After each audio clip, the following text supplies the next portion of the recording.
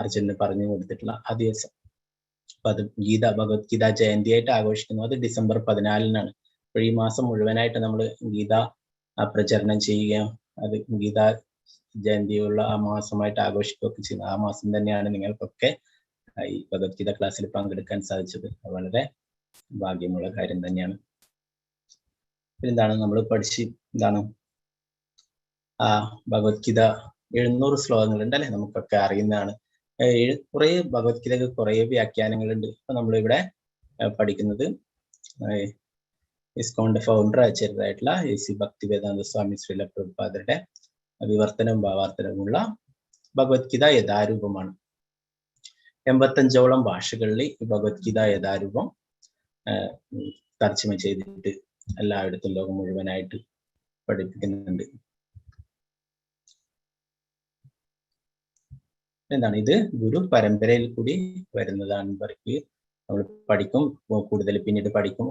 ഭഗവാൻ ബ്രഹ്മാവിന് പറഞ്ഞു കൊടുത്തു, ബ്രഹ്മാവ് നാരദർക്ക്, നാരദർ വ്യാസദേവന്, അങ്ങനെ വരുന്ന ആ പരമ്പരയിലെ 32ാമത്തെ ആചാര്യനാണ് A.C. ഭക്തിവേദാന്ത സ്വാമി ശ്രീല പ്രഭുപാദർ. നമ്മുടെ സമ്പ്രദായം എന്ന് പറയുന്നത് ബ്രഹ്മ മധ്വ ഗൗഡീയ സമ്പ്രദായമാണ്. ഭഗവത്ഗീതയില് 700 ശ്ലോകങ്ങളാണ് ഉള്ളത്. അതിൽ 574 ശ്ലോകങ്ങൾ ശ്രീകൃഷ്ണ ഭഗവാൻ അർജുനന് ഉപദേശങ്ങൾ കൊടുക്കുന്നത്. 84 അർജുനന്റെ ചോദ്യങ്ങളാണ്. 41 സഞ്ജയൻ പറഞ്ഞു കൊടുക്കുന്നതാണ്. ഒന്ന് ധൃതരാഷ്ട്രയുടെ ചോദ്യമാണ്. അപ്പൊ അങ്ങനെ 700 ശ്ലോകങ്ങളാണ് ഉള്ളത്.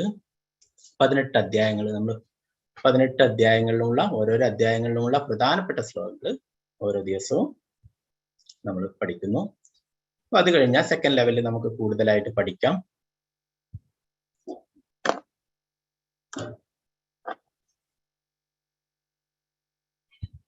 ഹരേ കൃഷ്ണ മാതാജി, സ്ക്രീന് കാണാലോ അല്ലെ? ഹരേ കൃഷ്ണ.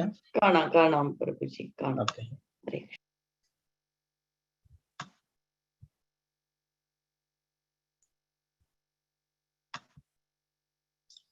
ഓമജ്ഞാനതിമിരാന്ധസ്യ അനനാഞ്ജനാ ശലാകയാ ചക്ഷുരുന്മീലിതം യേന തസ്മൈ ശ്രീഗുരുവേ നമഃ. ശ്രീചൈതന്യമനോഭീഷ്ടം സ്ഥാപിതം യേന ഭൂതലേ സ്വയം രൂപകഥാ മഹ്യം ദദാതി സ്വപദാന്തികം. വന്ദേഹം ശ്രീഗുരു ശ്രീയുതാപദകമലം ശ്രീഗുരു വൈഷ്ണവാംശ. ശ്രീരൂപം സഗ്രജാതം സഗണരഘുനാഥാന്വിതം തം സജീവം സാത്വൈതം സാവധൂതം പരിജനസഹിതം കൃഷ്ണ ചൈതന്യദേവം ശ്രീരാധാകൃഷ്ണപാദാം സഗണലളിതാം ശ്രീവിശാഖാന്വിതാംശ. ഹേ കൃഷ്ണ കരുണാ സിന്ധോ ദീനബന്ധു ജഗത്പദേ ഗോപേശ ഗോപികാ കാന്ത രാധാ കാന്ത നമസ്തുതേ. തപ്തകാഞ്ചന ഗൗരാംഗീ രാധേ വൃന്ദാവനേശ്വരി ഋഷഭാനുസുതേ ദേവി പ്രണമാമി ഹരിപ്രിയേ. വാഞ്ചാകൽപതരൂപശ്ച കൃപാ സിന്ധുഭ്യേവ ച പതിതാനാം പാവനേഭ്യോ വൈഷ്ണവേഭ്യോ നമോ നമഃ. പഞ്ചതത്വാത്മകം കൃഷ്ണം ഭക്തരൂപാസ്വരൂപകം ഭക്താവതാരം ഭക്താഖ്യം നമാമി ഭക്തശക്തി. നിത്യാനന്ദമഹനൗമി സർവാനന്ദകരം പരം ഹരിനാമപദം ദേവം ശിരോമണി. നമോ മഹാവദന്യായ കൃഷ്ണ പ്രേമപ്രദായതേ കൃഷ്ണായ കൃഷ്ണ ചൈതന്യ നാമ്നേ ഗൗരിഷ നമഃ. നമ ഓം വിഷ്ണുപാദായ കൃഷ്ണപൃഷ്ഠായ ഭൂതലേ ശ്രീമതേ ഭക്തിവേദാന്ത സ്വാമിനിധി നാമിനെ നമസ്തേ സാരസ്വതേ ദേവേ ഗൗരവാണി പ്രചാരിണേ നിർവിശേഷ ശൂന്യവാദി പാശ്ചാത്യദേശകാരിണി. ജയ ശ്രീകൃഷ്ണ ചൈതന്യ പ്രഭു നിത്യാനന്ദ ശ്രീ അദ്വൈത ഗദാധര ശ്രീവാസാദി ഗൗരഭക്തവൃന്ദ. ഹരേ കൃഷ്ണ കൃഷ്ണ കൃഷ്ണ ഹരേ ഹരേ ഹരേ രാമ രാമ രാമ ഹരേ ഹരേ. നമോ വിഷ്ണുപദായ കൃഷ്ണപൃഷ്ഠായ ഭൂതലേ ശ്രീമതേ ചൈതന്യ സ്വാമിനിധി നാമിനെ നമഃ. ആചാര്യപാദായ നിതായ കൃപപ്രദായ ഗൗരവദാമതായ നഗരഗ്രാമദായ ഗുരുവേ ഗൗരചന്ദ്രായ രാധികായ ദത്തലേ കൃഷ്ണായ കൃഷ്ണഭക്തായ ദത്തഭക്തായ ജയ ഗുരു മഹാരാജ് കി ജയ. ഹരേ കൃഷ്ണ.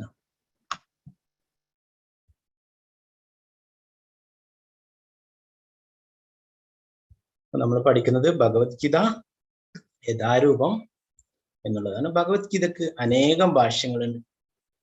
നമുക്കിവിടെ മലയാളത്തിൽ തന്നെ അനേകം ഭാഷ്യങ്ങളുണ്ട്.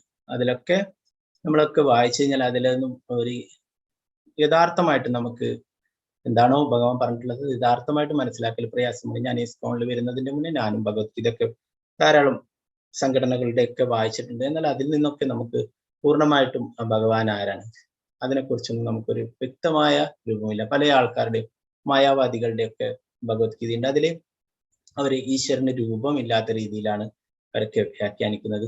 അപ്പൊ അങ്ങനെ പല രീതിയിൽ പല ആൾക്കാർ മനസ്സിലാക്കിയ രീതിയിലൊക്കെയാണ് അതിന് വ്യാഖ്യാനങ്ങൾ എഴുതിയിട്ടുള്ളത്. അപ്പോഴേ ഇവിടെ ഭഗവത്ഗീത നമ്മൾ പഠിക്കുന്നത് ഭഗവത്ഗീത യഥാരൂപം എന്താണ്, ആ ശ്രീകൃഷ്ണ ഭഗവാൻ എന്താണോ പറഞ്ഞിട്ടുള്ളത് അത് അതേപടി ഗുരു പരമ്പരയിൽ കൂടി മനസ്സിലാക്കിയിട്ട് എ.സി. ഭക്തിവേദാന്ത സ്വാമി ശ്രീല പ്രഭുപാദരെ നമുക്ക് അതിന്റെ വിവർത്തനവും ഭാവാർത്ഥവും എഴുതിയിട്ടുള്ള ആ ഭഗവത്ഗീത യഥാരൂപമാണ് നമ്മൾ പഠിക്കുന്നത്. അപ്പൊ ശ്രീല പ്രഭുപാദരെ കുറിച്ചിട്ട് നമുക്ക് കുറച്ച് കാര്യങ്ങൾ മനസ്സിലാക്കാം. പ്രഭുപാദർ എന്ന ചുരുക്കപ്പേരിൽ അറിയപ്പെടുന്നു. ലോകം മുഴുവനായിട്ട് ശിഷ്യന്മാരുണ്ട്. പ്രഭുപാദര് ജനിച്ചിട്ടുണ്ടായിരുന്നത് ഒരു വൈഷ്ണവ കുടുംബത്തിലായിരുന്നു. അദ്ദേഹത്തിന്റെ അച്ഛനും അമ്മയൊക്കെ കൃഷ്ണ ഭക്തന്മാരായിരുന്നു. അവരുടെ വീടിനടുത്തായിട്ട് രാധാകൃഷ്ണ ക്ഷേത്രം ഉണ്ടായിരുന്നു കൽക്കട്ടയിൽ. അപ്പോഴേ കുട്ടിയായിരിക്കുന്ന ശ്രീല പ്രഭുപാദര് അച്ഛൻ പൂജകൾ ചെയ്യുന്നതും ഒക്കെ കണ്ടിട്ടാണ് വളർന്നിരുന്നത്. ചെറിയ കുട്ടിയായിരിക്കുമ്പോൾ തന്നെ ക്ഷേത്രത്തിലൊക്കെ പോകും. അപ്പൊ ഇതൊക്കെ കണ്ടിട്ടാണ് വളർന്നിരുന്നത്. അപ്പോൾ 5 വയസ്സുള്ളപ്പോൾ ശ്രീല പ്രഭുപാദര് തന്റെ അച്ഛനോട് ആവശ്യപ്പെടുകയുണ്ടായി.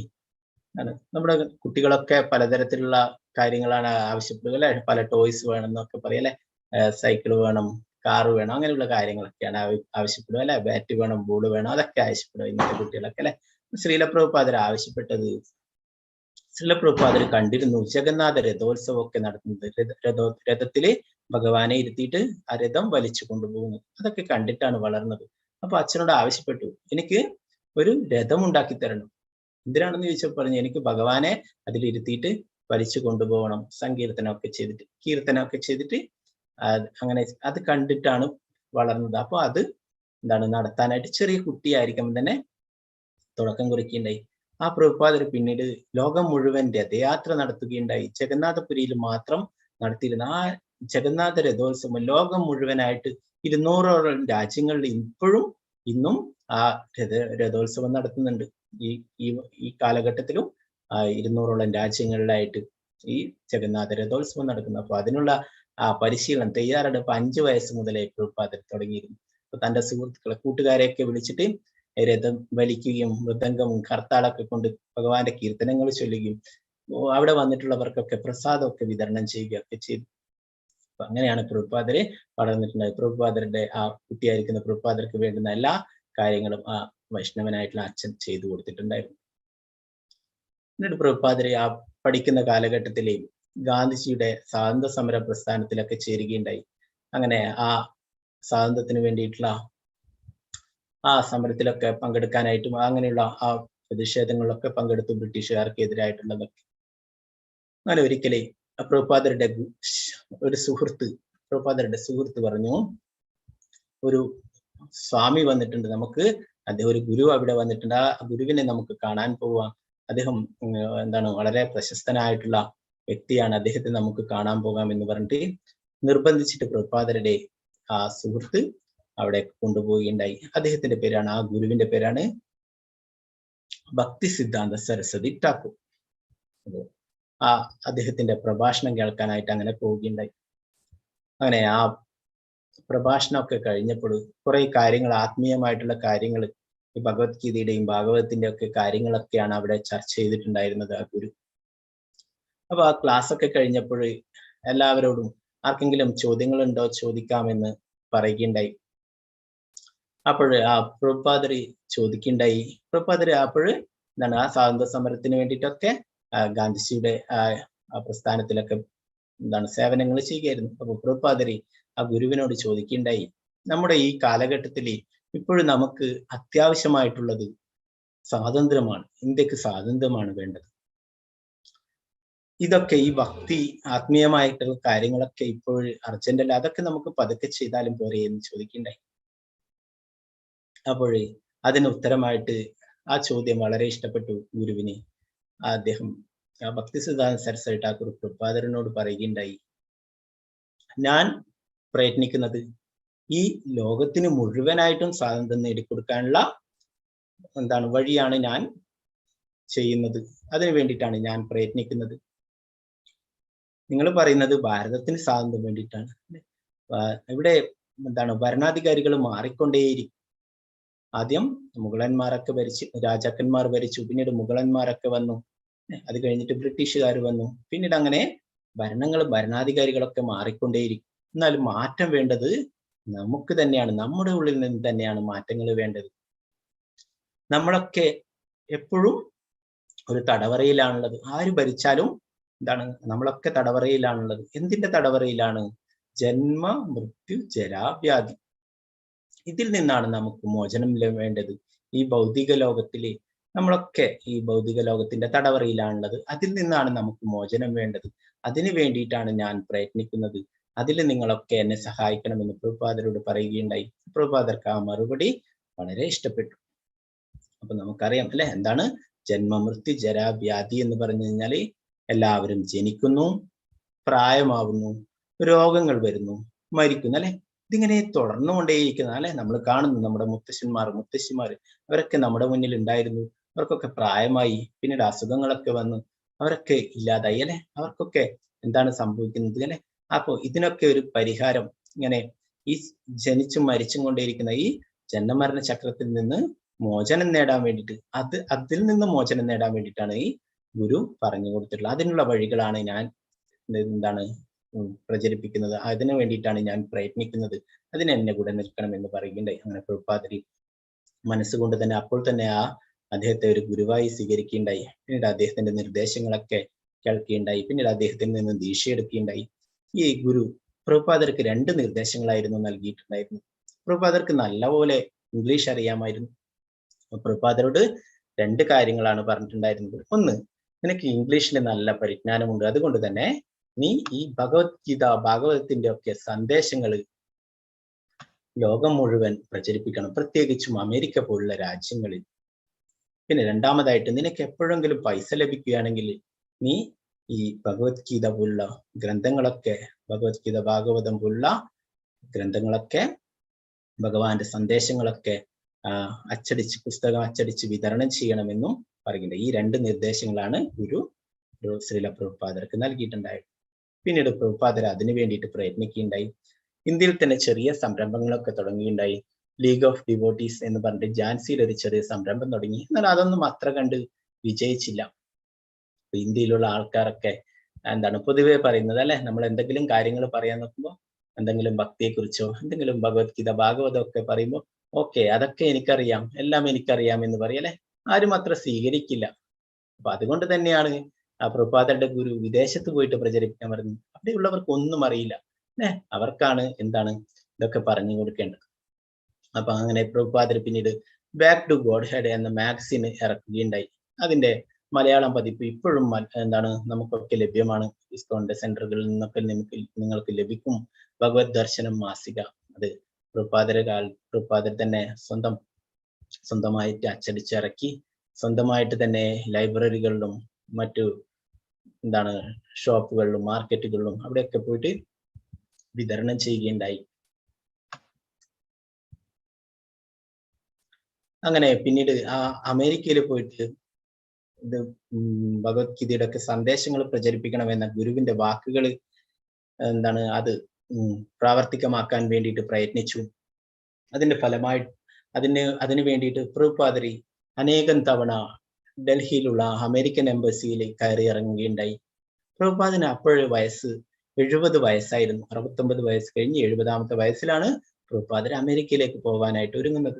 നമ്മുടെയൊക്കെ നാട്ടിലെ എല്ലാവരും വിശ്രമ ജീവിതം നയിക്കുന്ന സമയമാണ് അല്ലെ. റിട്ടയർഡ് ഒക്കെ ആയിട്ട് മക്കളും ഒക്കെ ആയിട്ട് ഇങ്ങനെ സ്വസ്ഥമായിട്ട് വീട്ടിൽ കഴിയുന്ന സമയത്താണ് പ്രഭുപാദർ ഈ ഗുരുവിന്റെ ആജ്ഞകൾ നിറവേറ്റാൻ വേണ്ടിയിട്ട് അമേരിക്കയിലേക്ക് പോകാൻ പുറപ്പെടുന്നത്. അപ്പൊ ആ എംബസി ഉദ്യോഗസ്ഥർ പ്രഭുപാദർക്ക് പെർമിഷൻ നൽകിയിട്ടുണ്ടായില്ല. എന്താണ്, അമേരിക്ക പോലുള്ള രാജ്യം അത്രയും തണുപ്പുള്ള രാജ്യമാണ് അല്ലെ. അവിടെ ഈ പ്രായമായിട്ടുള്ള വ്യക്തി ഒറ്റയ്ക്ക് പോയിട്ട് എന്താണ് എങ്ങനെയാണ് അവിടെ കഴിയുക, ഇതൊക്കെ ഓർത്തിട്ട് അവരെ പെർമിഷൻ നൽകിയിട്ടുണ്ടായില്ല. അപ്പോൾ അങ്ങനെ പ്രഭുപാദർ നിരന്തരം ആ ഓഫീസിൽ കയറി ഇറങ്ങി അവരോട് എന്താണ് അത്രയും കരഞ്ഞപേക്ഷിച്ചു, എനിക്ക് ഒരു ചാൻസ് തരണം എന്ന് പറഞ്ഞിട്ട്. അങ്ങനെ അവസാനം ആ ഉദ്യോഗസ്ഥന്മാരെയും പ്രഭുപാദർക്ക് പെർമിഷൻ കൊടുക്കും. ജലദൂത എന്ന ചരക്ക് കപ്പലില് അമേരിക്കയിലേക്ക് പോവാനായിട്ട് പെർമിഷൻ നൽകുകയുണ്ടായി. അങ്ങനെ അമേരിക്കയിലേക്ക് കൽക്കട്ടയിൽ നിന്നും ജലദൂത എന്ന ചരക്ക് കപ്പലില് പ്രഭുപാദര് 1965 പുറപ്പെടുകയുണ്ടായി. അപ്പോ ശ്രീമദ് ഭാഗവതം അച്ചടിച്ചിട്ട് ലഭിക്കണമായിരുന്നു. ബോംബെയിൽ നിന്നും അച്ചടിച്ചിട്ട് അത് ലഭിക്കണമായിരുന്നു. അപ്പൊ അതിനു വേണ്ടിയിട്ട് ഒരു ദിവസം നമ്മുടെ ഈ കേരളത്തിൽ കൊച്ചിയിലും പ്രഭുപാദര് തങ്ങുകയുണ്ടായി. ആ ജലദൂത എന്ന ഷിപ്പ് കൊച്ചി തുറമുഖത്ത്, പണ്ടത്തെ തുറമുഖം എന്താണ് കൊച്ചിയല്ല, അന്നത്തെ കാലത്ത് അതിനടുത്ത് തന്നെയുള്ള മട്ടാഞ്ചേരിയാണ്, മട്ടാഞ്ചേരി. അപ്പൊ അതിന്റെ പ്രഭുപാദരുടെ ഓർമ്മയ്ക്കായിട്ട് അവിടെ ഭക്തന്മാര് ഒരു സ്തൂപമൊക്കെ ശിലയൊക്കെ സ്ഥാപിച്ചിട്ടുണ്ട്. പ്രഭുപാദരുടെ എന്താണ് ആ ജലദൂത ഷിപ്പിൽ പ്രഭുപാദർ പോയതിന്റെ ഓർമ്മയ്ക്കായിട്ട്. അപ്പൊ നമ്മുടെ ഈ കേരളത്തെയും പ്രഭുപാദരെ ഏറെ ഇഷ്ടപ്പെട്ടു. കേരളത്തിലെ ആൾക്കാരൊക്കെ വളരെ ഹെൽത്തിയാണ്, എല്ലാവരും നല്ല നീറ്റ്നെസ് ആണ്. അപ്പൊ അങ്ങനെ കേരളത്തിലെ ആൾക്കാരെയൊക്കെ പ്രഭുപാദർ ഇഷ്ടപ്പെട്ടു. അപ്പൊ അങ്ങനെ ഒരു ദിവസം ഇവിടെ കേരളത്തിലുണ്ടായി. അങ്ങനെ ശ്രീമദ് ഭാഗവതം ഈ കൊച്ചിയിൽ വെച്ചാണ് അതിന്റെ ശ്രീമദ് ഭാഗവതത്തിന്റെ ബോക്സ് ഒക്കെ എടുത്തിട്ട് പ്രഭുപാദർ അമേരിക്കയിലേക്ക് യാത്ര തുടർന്നിട്ടുണ്ടായിരുന്നു. പ്രഭുപാദരുടെ കയ്യിൽ വെറും 40 രൂപ മാത്രമേ ഉണ്ടായിരുന്നുള്ളൂ, വേറെ യാതൊന്നും ഉണ്ടായിരുന്നില്ല. പ്രഭുപാദർ പിന്നീട് പറയുകയുണ്ടായി, ആ 40 രൂപ പ്രഭുപാദർക്ക് അവിടെ ഒന്നും ചെലവാക്കേണ്ടി വന്നില്ല. വീണ്ടും തിരിച്ച് ഇന്ത്യയിൽ വന്നപ്പോൾ ഡൽഹിയിൽ നിന്നും വൃന്ദാവനത്തിലേക്ക് പോകാനായിട്ട് ടാക്സിക്ക് കൊടുക്കുക ചെയ്തിട്ടുണ്ടായിരുന്ന ആ 40 രൂപ എന്ന് പറയും.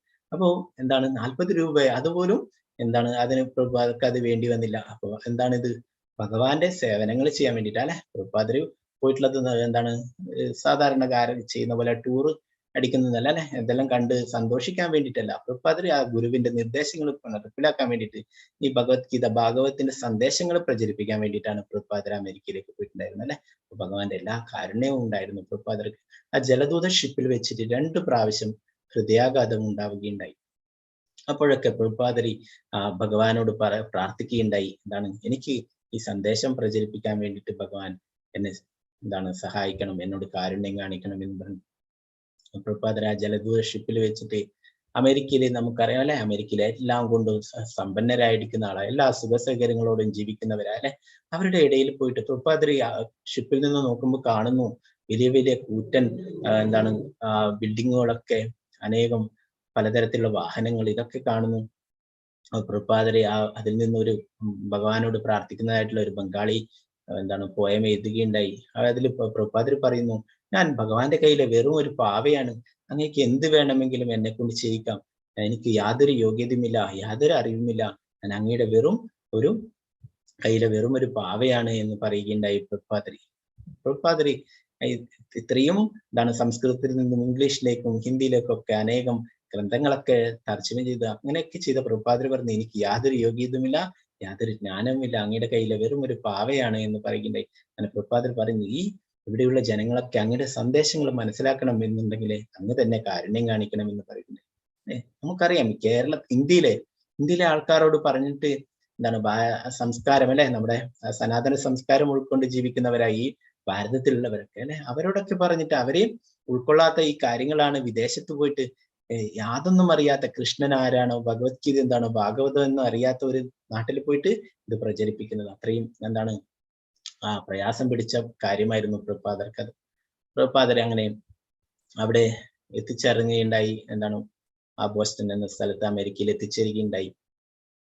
അവിടെ പ്രഭുപാദരെ ചുറ്റിലും നോക്കി ആരും ഉണ്ടായിരുന്നില്ല. പ്രഭുപാദർ അങ്ങനെ ഒറ്റയ്ക്ക് അവിടെ നിന്നും ഭഗവാന്റെ കീർത്തനം, ഹരേ കൃഷ്ണ മഹാമന്ത്രം ചൊല്ലി കീർത്തനം ചെയ്തിട്ട് അവിടെ സഞ്ചരിക്കുകയുണ്ടായി. അങ്ങനെ പ്രഭുപാദരെ കുറിച്ചൊക്കെ കുറച്ച് ആൾക്കാരൊക്കെ അറിയാൻ തുടങ്ങി. ഇന്ത്യയിൽ നിന്നൊരു സ്വാമി വന്നിട്ടുണ്ട്, അങ്ങനെ അറിയാൻ തുടങ്ങി. പ്രഭുപാദർ അവിടെ വലിയൊരു സങ്കീർത്തനം നടത്തുകയുണ്ടായി. ടൗൺസൺ സ്ക്വയർ പാർക്കിൽ വെച്ചിട്ട് വലിയൊരു സങ്കീർത്തനം നടത്തുകയുണ്ടായി. അതിൽ ആയിരക്കണക്കിന് ആൾക്കാർ പങ്കെടുത്തു. അവിടെയുള്ള മാധ്യമങ്ങളൊക്കെ അത് എന്താണ് റിപ്പോർട്ട് ചെയ്തു, എല്ലാ ജനങ്ങളിലും എത്തുകയുണ്ടായി. ഇത് പ്രഭുപാദരെ കുറിച്ച് കൂടുതൽ ആൾ അറിയുകയും പ്രഭുപാദരെ കാണാനും പ്രഭുപാദരുടെ പ്രഭാഷണങ്ങൾ കേൾക്കാനും ധാരാളം ആൾക്കാർ എത്തിച്ചേരുകയുണ്ടായി. പ്രഭുപാദർ അവിടെ അറിയാം എന്താണ് എല്ലാം മദ്യവും മയക്കുമരുന്നും മറ്റുമൊക്കെ ആയിട്ട് കുത്തഴിഞ്ഞ് ജീവിതം നയിക്കുന്ന ഒരു വിഭാഗം ഉണ്ടായിരുന്നു ആ കാലത്ത്. ഹിപ്പികൾ എന്ന പേരിൽ അറിയപ്പെട്ടിരുന്ന 16, 18, 20 ഒക്കെ പ്രായമുള്ള യുവാക്കള്, അവരൊക്കെ സമൂഹം പുറന്തള്ളിയിരുന്നു. അവരൊക്കെ ഇങ്ങനെ കുത്തഴിഞ്ഞ് ജീവിതം നയിക്കുന്നതുകൊണ്ട് അവരോടാണ് പ്രഭുപാദർ ആദ്യം കാരുണ്യം കാണിച്ചത്. അവർക്കൊക്കെ ഈ ഭഗവത്ഗീതയുടെ സന്ദേശങ്ങൾ പറഞ്ഞു കൊടുത്തു. അവർക്കൊക്കെ സ്വന്തം കൈകൊണ്ട് ഭഗവാന് നിവേദ്യങ്ങൾ ഉണ്ടാക്കി സമർപ്പിച്ചിട്ട് അതൊക്കെ അവർക്ക് പ്രസാദമായിട്ട് നൽകിയിട്ടുണ്ടായി. അങ്ങനെ ആ ഹിപ്പികളായിട്ടുള്ള അവരൊക്കെ മാറ്റിയെടുക്കുകയുണ്ടായി. ആ ഹിപ്പികളൊക്കെ ഹാപ്പി ആക്കി മാറ്റുകയുണ്ടായി പ്രഭുപാദര്. പിന്നീട് ആ ഹിപ്പികളായിട്ട് എല്ലാവരും പുറന്തള്ളിയിട്ടുള്ള അവരൊക്കെ ഭഗവാന്റെ തിരുനാമം ജപിച്ചിട്ട് പ്രഭുപാദരുടെ കൂടെ നിൽക്കുന്നു, പ്രഭുപാദരുടെ പ്രഭാഷണങ്ങൾ കേൾക്കുന്നു. ഇതൊക്കെ കണ്ടിട്ട് ധാരാളം ആൾക്കാർ അത്ഭുതപ്പെടുകയുണ്ടായി. അവരൊക്കെ പിന്നീട് അവരൊക്കെ എന്താണ് ഇതിലേക്ക് കൂടുതൽ അറിയാൻ വേണ്ടിയിട്ട് പ്രഭുപാദരുടെ ഈ പ്രസ്ഥാനത്തിലേക്ക് വരികയുണ്ടായി. അപ്പൊ അവിടെ അക്കാലത്ത് പ്രശസ്ത സംഗീതജ്ഞനായിരുന്നു ജോർജ് ഹാരിസൺ. അദ്ദേഹവും പ്രഭുപാദരെ കുറിച്ച് കേൾക്കുകയും അങ്ങനെ പ്രഭുപാദരുടെ അടുത്ത് സമീപിക്കുകയും ഒരു ആൽബം ചെയ്തു തരാൻ വേണ്ടിയിട്ട് ഹരേ കൃഷ്ണ മഹാമന്ത്രം ആൽബം ചെയ്തു തരാമെന്ന് പറയുകയും അങ്ങനെ ഹരേ കൃഷ്ണ മഹാമന്ത്രത്തിന്റെ ഒരു ആൽബം ഇറക്കുകയൊക്കെ ഉണ്ടായിരുന്നു ആ ജോർജ് ഹാരിസൺ. പ്രഭുപാദര് 108 രാധാകൃഷ്ണ ക്ഷേത്രങ്ങൾ നിർമ്മിക്കുകയുണ്ടായി. ഇപ്പോഴ് ആയിരക്കണക്കിന് ക്ഷേത്രങ്ങൾ ഇസ്കോണിന് ലോകം മുഴുവനായിട്ടുണ്ട്. നിങ്ങൾക്ക് നെറ്റിലൊക്കെ അടിച്ചു നോക്കി കഴിഞ്ഞാൽ കാണാൻ സാധിക്കും. ചൈന, ജപ്പാൻ, ഏത് രാജ്യത്ത് പോയി കഴിഞ്ഞാലും അവിടെയൊക്കെ ഇസ്കോണിന് ക്ഷേത്രങ്ങളുണ്ട്. അവിടെയൊക്കെ ധാരാളം ഭക്തന്മാരുണ്ട്. ഒക്കെ പ്രഭുപാദര് ആക്കിയിട്ടുണ്ടായിരുന്നതായിരുന്നു. ആയിരക്കണക്കിന് ഗ്രന്ഥങ്ങൾ പ്രഭുപാദര് സംസ്കൃതത്തിൽ നിന്നും ബംഗാളിയിൽ നിന്നൊക്കെ ഇംഗ്ലീഷിലും ഹിന്ദിയിലും മറ്റുള്ള ഭാഷകളിലൊക്കെ വിവർത്തനം ചെയ്യുകയുണ്ടായി. ശ്രീമദ് ഭഗവത്ഗീത തന്നെ 85ഓളം ഭാഷകളിൽ വിവർത്തനം ചെയ്യുകയുണ്ടായി. അങ്ങനെ ലോകം മുഴുവൻ ഈ ഭഗവത്ഗീത പ്രചരിപ്പിക്കുകയുണ്ടായി. ബാക്ക് ടു ഗോഡ് ഹെഡ് മാസിക ഇറക്കുകയുണ്ടായി. അതും അനേകം ഭാഷകളിൽ പ്രസിദ്ധീകരിക്കുകയുണ്ടായി. രാജ്യത്തിലെ പ്രമുഖ വ്യക്തികളുമായിട്ടൊക്കെ ഈ ഭഗവത്ഗീതയുടെ സന്ദേശങ്ങൾ, ഭഗവത്ഗീതയുടെ ജ്ഞാനം എല്ലാവരും ഉൾക്കൊണ്ടതിന്റെ ആവശ്യകതയെ കുറിച്ചൊക്കെ എല്ലാവരുമായിട്ടും ചർച്ച ചെയ്യുകയുണ്ടായി. രഥോത്സവം നടത്തുകയുണ്ടായി.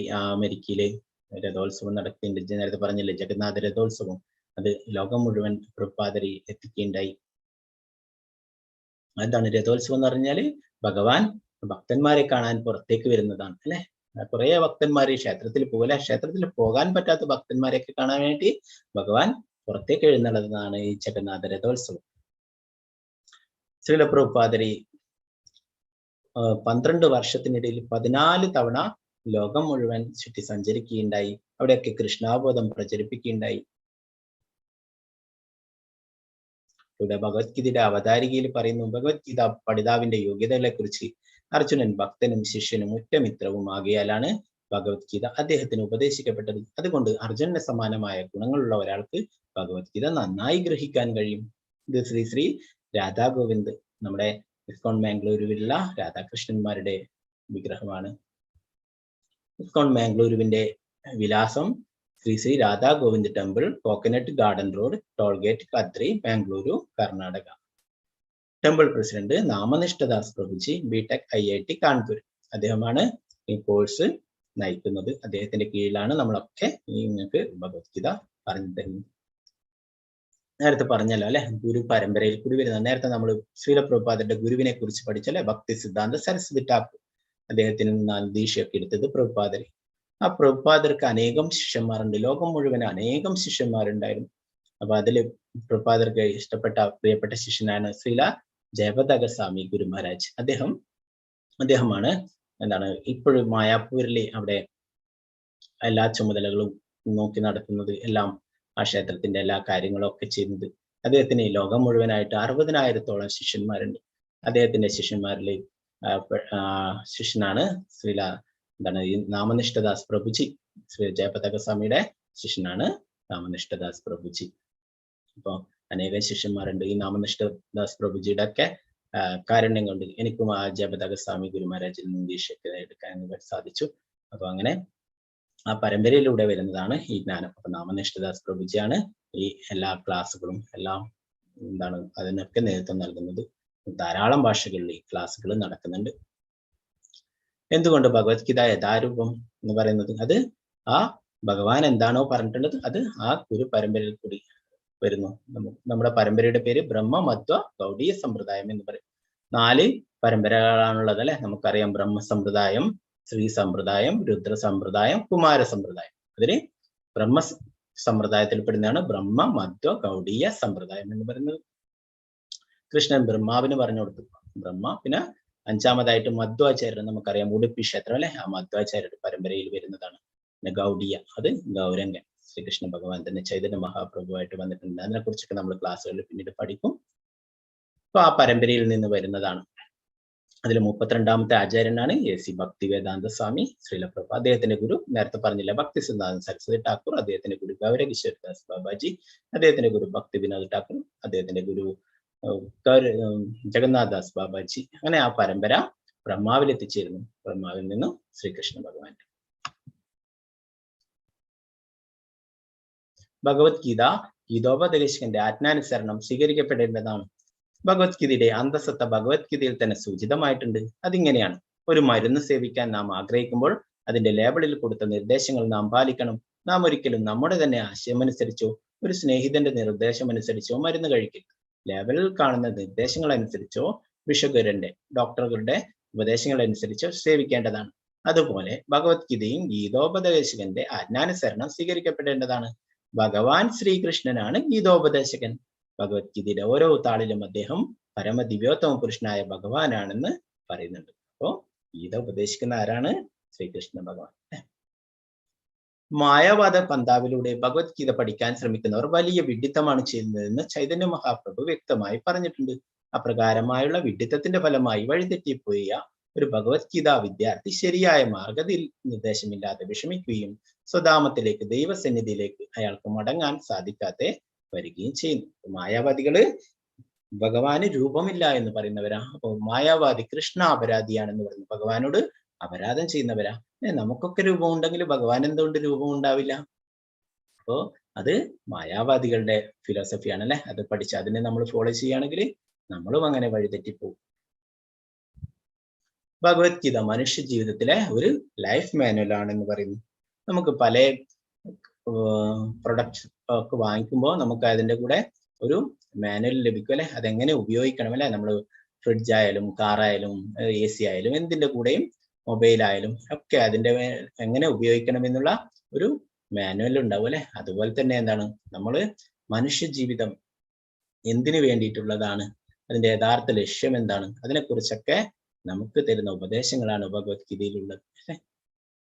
നമ്മുടെ ജീവിതത്തിന് എന്തെങ്കിലും ഒരു ലക്ഷ്യം ഉണ്ടായിരിക്കണം അല്ലെ. നമ്മൾ കണ്ടില്ലേ, ചെറിയ കുട്ടികളൊക്കെ വയലിലും മൈതാനത്തൊക്കെ പന്ത് കളിക്കുന്നുണ്ടാവും അല്ലെ.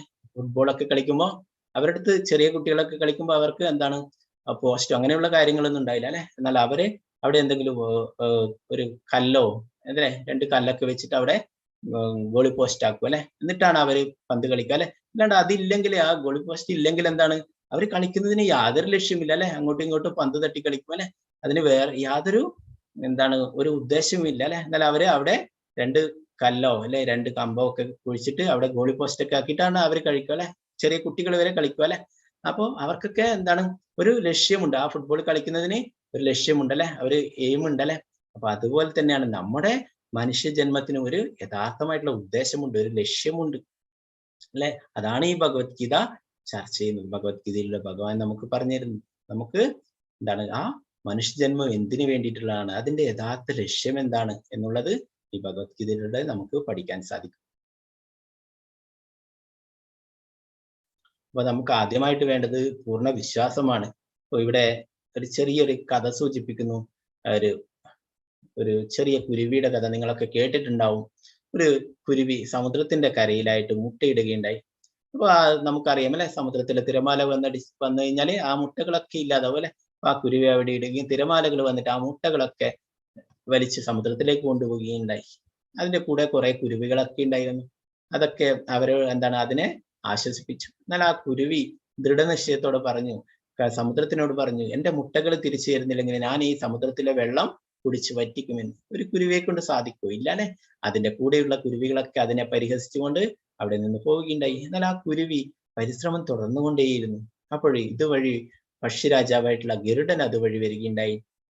ആ ഗരുഡൻ ഈ കുഞ്ഞു കുരുവിയുടെ പരിശ്രമത്തെ കണ്ടിട്ട് അതിനെ സഹായിക്കാനായി തീരുമാനിച്ചു. അതിന്റെ അടുത്ത് പോയിട്ട് കാര്യങ്ങൾ അന്വേഷിക്കുകയും ആ സമുദ്രത്തിനോട് പറഞ്ഞു, ഈ കുരുവിയുടെ മുട്ടകൾ തിരിച്ചു കൊടുത്തില്ലേ, ഞാൻ ഈ സമുദ്രത്തെ കുടിച്ച് വറ്റിക്കുമെന്ന്.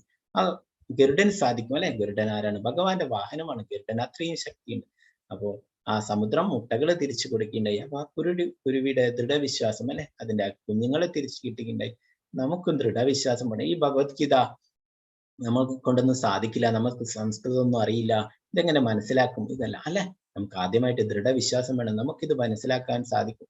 ഭഗവാൻ തന്നെ ഭഗവത്ഗീതയിൽ പറയുന്നുണ്ട്, നമ്മുടെ അകത്ത് എന്താണ് ഭഗവാൻ ഉണ്ട്, നമ്മുടെ ഹൃദയത്തിൽ പരമാത്മാവായിട്ട് ചൈത്യ ഗുരുവായിട്ടൊക്കെ ഭഗവാൻ ഉണ്ട്. ആ ഭഗവാൻ തന്നെ നമ്മുടെ അജ്ഞാനത്തിൽ നീക്കിയിട്ട് ജ്ഞാനദീപം കൊണ്ട് നമുക്ക് ഈ ഭഗവത്ഗീത മനസ്സിലാക്കാനുള്ള കഴിവ് ഭഗവാൻ തന്നെ തരും. അപ്പൊ നമുക്ക് പൂർണ്ണ വിശ്വാസം ഉണ്ടായിരിക്കണം. അപ്പൊ നമുക്കറിയാം എന്താണ് ആ തറയിലൊക്കെ എന്തെങ്കിലും വീണ് കഴിഞ്ഞാല് അവിടെയൊക്കെ എന്താണ് മലിനമാവും അല്ലെ. അപ്പൊ അതൊക്കെ നമ്മൾ തുടക്കുകയാണെങ്കിൽ ആ തുണിയിലും അതിന്റെ അഴുക്കൊക്കെ പറ്റി പിടിക്കും അല്ലെ. അപ്പൊ ഭഗവത്ഗീത എന്ന് പറയുന്നത് സൂര്യനെ പോലെയാണ്, അത് എല്ലാറ്റിനെയും ഒന്നും ഒരഴുക്കും അതിനെ ബാധിക്കില്ല. നമുക്കറിയാം സൂര്യപ്രകാശം എന്താണ് ആ മലിനജലത്തിലും നല്ല ജലത്തിലും ഒക്കെ ഉണ്ടാവും അല്ലെ, അതിനെയൊക്കെ ബാഷ്പീകരിക്കും അല്ലെ, അതിനെയൊക്കെ ശുദ്ധീകരിക്കും. എന്താണ് ആ സൂര്യനൊരിക്കലും അഴുക്ക് വരുന്നില്ല, മലിനജലത്തെ എന്താണ് ശുദ്ധീകരിച്ചുകൊണ്ട് സൂര്യനൊരിക്കലും അഴുക്ക് വരുന്നില്ല അല്ലെ. അതുപോലെ തന്നെ ഭഗവത്ഗീത എന്ന് പറയുന്നത് എന്താണ് ആ സൂര്യനെ പോലെയാണ്, അതിന് എന്താണ് യാതൊരു അഴുക്കും വരില്ല. നമ്മൾക്ക് എന്താണ് നമ്മൾ യോഗ്യതയില്ല, നമുക്ക് അതിനുള്ള ഇതില്ല, അർഹതയില്ല എന്ന് നമ്മൾ കരുതേണ്ട ആവശ്യമില്ല. അതിനെയൊക്കെ മാറ്റാൻ ഒരു അർഹതയില്ലാത്തവർക്ക് അർഹത നേടാനും എന്താണ് ആ യോഗ്യതയില്ലവർക്ക് യോഗ്യത വരുത്താനും ഒക്കെ ഈ ഭഗവത്ഗീത കൊണ്ട് സാധിക്കും. അത് എല്ലാവരെയും ശുദ്ധീകരിക്കുന്നതാണ്. ഭഗവത്ഗീതയിൽ 18 അധ്യായങ്ങളായിട്ട് 700 ശ്ലോകങ്ങളാണുള്ളത്. ഇതിൽ ആദ്യത്തെ 6 അധ്യായങ്ങൾ കർമ്മയോഗത്തെ കുറിച്ചൊക്കെ ഭഗവാൻ പറഞ്ഞു കൊടുക്കുന്നു. അവസാനത്തെ 6 അധ്യായങ്ങൾ ജ്ഞാനയോഗത്തെ കുറിച്ച് പറഞ്ഞു കൊടുക്കുന്നു. മധ്യത്തിലുള്ള 6 അധ്യായങ്ങൾ ഭക്തിയോഗത്തെ കുറിച്ച് പറഞ്ഞു. അതാണ് വളരെ പ്രധാനപ്പെട്ടത്. ആദ്യത്തെ 1 മുതൽ 6 വരെയുള്ളത് കർമ്മയോഗത്തെ കുറിച്ചൊക്കെ പറയുന്നു. മധ്യത്തിലുള്ള 6 അധ്യായങ്ങൾ ഭക്തിയോഗം പറയുന്നു. 7 മുതൽ 12 വരെയുള്ള അധ്യായങ്ങൾ ഭക്തിയോഗം. പിന്നെ 13 മുതൽ 18 വരെയുള്ള അധ്യായങ്ങൾ ജ്ഞാനയോഗത്തെ കുറിച്ച് പറയുന്നു. അപ്പൊ യോഗം എന്ന് പറയുന്നത്, ഇവിടെ യോഗ എന്ന് പറയുന്നത് കണക്ടിങ് ടു ഗോഡ്, ഭഗവാനുമായി ബന്ധിപ്പിക്കുന്നതാണ്. കർമ്മത്തിലൂടെ ഭഗവാനുമായിട്ട് നമുക്ക് എങ്ങനെ ബന്ധം സ്ഥാപിക്കാം, ജ്ഞാനത്തിലൂടെ ഭഗവാനുമായിട്ട് എങ്ങനെ ബന്ധം സ്ഥാപിക്കാം, ഭക്തിയിലൂടെ എങ്ങനെ ഭഗവാനുമായിട്ട് ബന്ധം സ്ഥാപിക്കാം, ഇങ്ങനെയുള്ള കാര്യങ്ങളാണ് പറയുന്നത്. അപ്പൊ ഇതിൽ പ്രധാനപ്പെട്ടത് ഭക്തിയോഗമാണ്. ഇതിന്റെ രണ്ടിന്റെയും മധ്യത്തിലായിട്ട്, കർമ്മയോഗത്തിന്റെയും ജ്ഞാനത്തിന്റെയും യോഗത്തിന്റെയും മധ്യത്തിലായിട്ട് ഭക്തിയോഗത്തെ ഭഗവാൻ സംരക്ഷിച്ചു നിർത്തിയിരിക്കുന്നു. ഇപ്പൊ നമുക്ക് ഇവിടെ ഒരു ഭൗതികമായിട്ടുള്ള ഒരു ഉദാഹരണം, ഇതൊന്നും എന്താണ് ഈ ഭഗവത്ഗീതക്ക് പറയാൻ യോജിച്ചതല്ല എങ്കിലും നമുക്ക് മനസ്സിലാക്കാനായിട്ട് പറയാം. നമ്മളൊരു സാൻഡ്വിച്ച് ഒക്കെ അല്ലെ, അതിന്റെ മധ്യത്തിലായിട്ടാണ് അതിന്റെ എസൻസ് ഒക്കെ ഉണ്ടാവുക അല്ലെ. അതിന്റെ എന്താണ് മേലെയും താഴെയായിട്ട് ബ്രെഡൊക്കെ വെച്ചിട്ട് അതിന്റെ മധ്യത്തിൽ അതിന്റെ ഒക്കെ സത്ത് മുഴുവനായിട്ടുണ്ടാവും അല്ലെ. എന്താണ് നമ്മൾ വിലപ്പെട്ട ആഭരണങ്ങളൊക്കെ വാങ്ങിക്കുമ്പോൾ അതൊക്കെ ഒരു ബോക്സിൽ അടച്ചിട്ട് വെൽവെറ്റിന്റെ കവറൊക്കെ ചെയ്ത് അതിന്റെ ഉള്ളിൽ മധ്യത്തായിട്ട് സൂക്ഷിക്കുന്നു അല്ലെ. അതുപോലെ ഭഗവത്ഗീതയുടെ മധ്യത്തിലായിട്ട് ഭഗവാൻ ഭക്തിയോഗത്തെ സംരക്ഷിച്ചു വെച്ചിരിക്കുന്നു. ഭഗവത്ഗീത എന്ന് പറയുന്നത് സൂര്യനെ പോലെയാണ്, അതിനെ ടോർച്ച് ലൈറ്റിന്റെ പ്രകാശം കൊണ്ടൊന്നും നിഷ്പ്രഭമാക്കാൻ സാധിക്കില്ല. അപ്പൊ ഭഗവത്ഗീത ചർച്ച ചെയ്യുന്ന 5 വിഷയങ്ങളുണ്ട്. ഈ ഭഗവത്ഗീതയില് 18 അധ്യായങ്ങളിലായിട്ട് ചർച്ച ചെയ്യുന്നത് ഈ 5 വിഷയങ്ങളെ കുറിച്ചിട്ടാണ്. നേരത്തെ പറഞ്ഞില്ലേ, എന്താണ് കർമ്മയോഗം, ജ്ഞാനയോഗം, ഭക്തിയോഗം. അപ്പൊ ഓരോരോ യോഗത്തിലൂടെ ഇതിനെക്കുറിച്ചൊക്കെ ഭഗവാൻ അർജുനന് വിശദീകരിച്ചു കൊടുക്കുന്നു. ഒന്നാമതായിട്ട് ഈശ്വരൻ, ആരാണ് ഈശ്വരൻ എന്നുള്ളത്. പിന്നെ 2 ജീവാത്മാവ്. അപ്പൊ ഈശ്വരൻ എന്ന് പറയുന്നത് ബ്രഹ്മസംഹിതയിൽ ബ്രഹ്മാവ് പറയുന്നു, ഈശ്വര പരമാകൃഷ്ണ സച്ചിദാനന്ദ വിഗ്രഹാനാദിരാദിർ ഗോവിന്ദ സർവകാരണകാരൻ. ഈശ്വരൻ എന്ന് പറയുന്നത് ശ്രീകൃഷ്ണ ഭഗവാനാണ്. അപ്പൊ അതിനെ കുറിച്ചിട്ട് ഇതിൽ വിവരിക്കുന്നു. പിന്നെ രണ്ടാമതായിട്ട് ജീവാത്മാവ്, നമ്മളൊക്കെ ജീവാത്മാവ് അല്ലെ. അതിനെക്കുറിച്ച് നാളത്തെ അധ്യായത്തിൽ നമ്മൾ പഠിക്കും. ആത്മാവാണ് നമ്മൾ, ഈ ശരീരമല്ല ആത്മാവാണ്. അതിനെക്കുറിച്ചൊക്കെ നാളത്തെ അധ്യായത്തിൽ ഡീറ്റെയിൽ ആയിട്ട് പഠിക്കും നമ്മൾ. പിന്നെ ഭൗതിക പ്രകൃതി എന്താണ്? അത് ഭഗവാന്റെ നിയന്ത്രണത്തിനുള്ളതാണ്. അത് ഭൗതിക പ്രകൃതിയുടെ 3 ഗുണങ്ങളുണ്ട്, സത്വഗുണം, രജോ ഗുണം, തമോ ഗുണം. ഇതിനെക്കുറിച്ചൊക്കെ നമ്മൾ ഡീറ്റെയിൽ ആയിട്ട് പഠിക്കും. പിന്നെ കാലം, നമുക്കറിയാം നമ്മുടെ സമയം എന്ന് പറയുന്നത് അല്ലെ, നമുക്ക് എന്താണ് ആ സമയം, അത് ഭഗവാനാവുന്നു. അതിനെക്കുറിച്ചും ഡീറ്റെയിൽ ആയിട്ട് പഠിക്കും. പിന്നെ കർമ്മം, നമ്മൾ എല്ലാവരും കർമ്മം ചെയ്യുന്നുണ്ടല്ലേ, എന്തെങ്കിലും ഒരു കർമ്മം ചെയ്യാത്തതായിട്ട് ആരുമില്ല. അപ്പൊ ആ കർമ്മത്തെ കുറിച്ചിട്ട് എന്താണ് ആ കർമ്മഫലത്തെ കുറിച്ചൊക്കെ ഭഗവാൻ ഡീറ്റെയിൽ ആയിട്ട് പറയുന്നു. അകർമ്മം, വികർമ്മം, നിഷ്കാമ കർമ്മം, അതിനെക്കുറിച്ചൊക്കെ ഡീറ്റെയിൽ ആയിട്ട് നമുക്ക് പഠിക്കാം.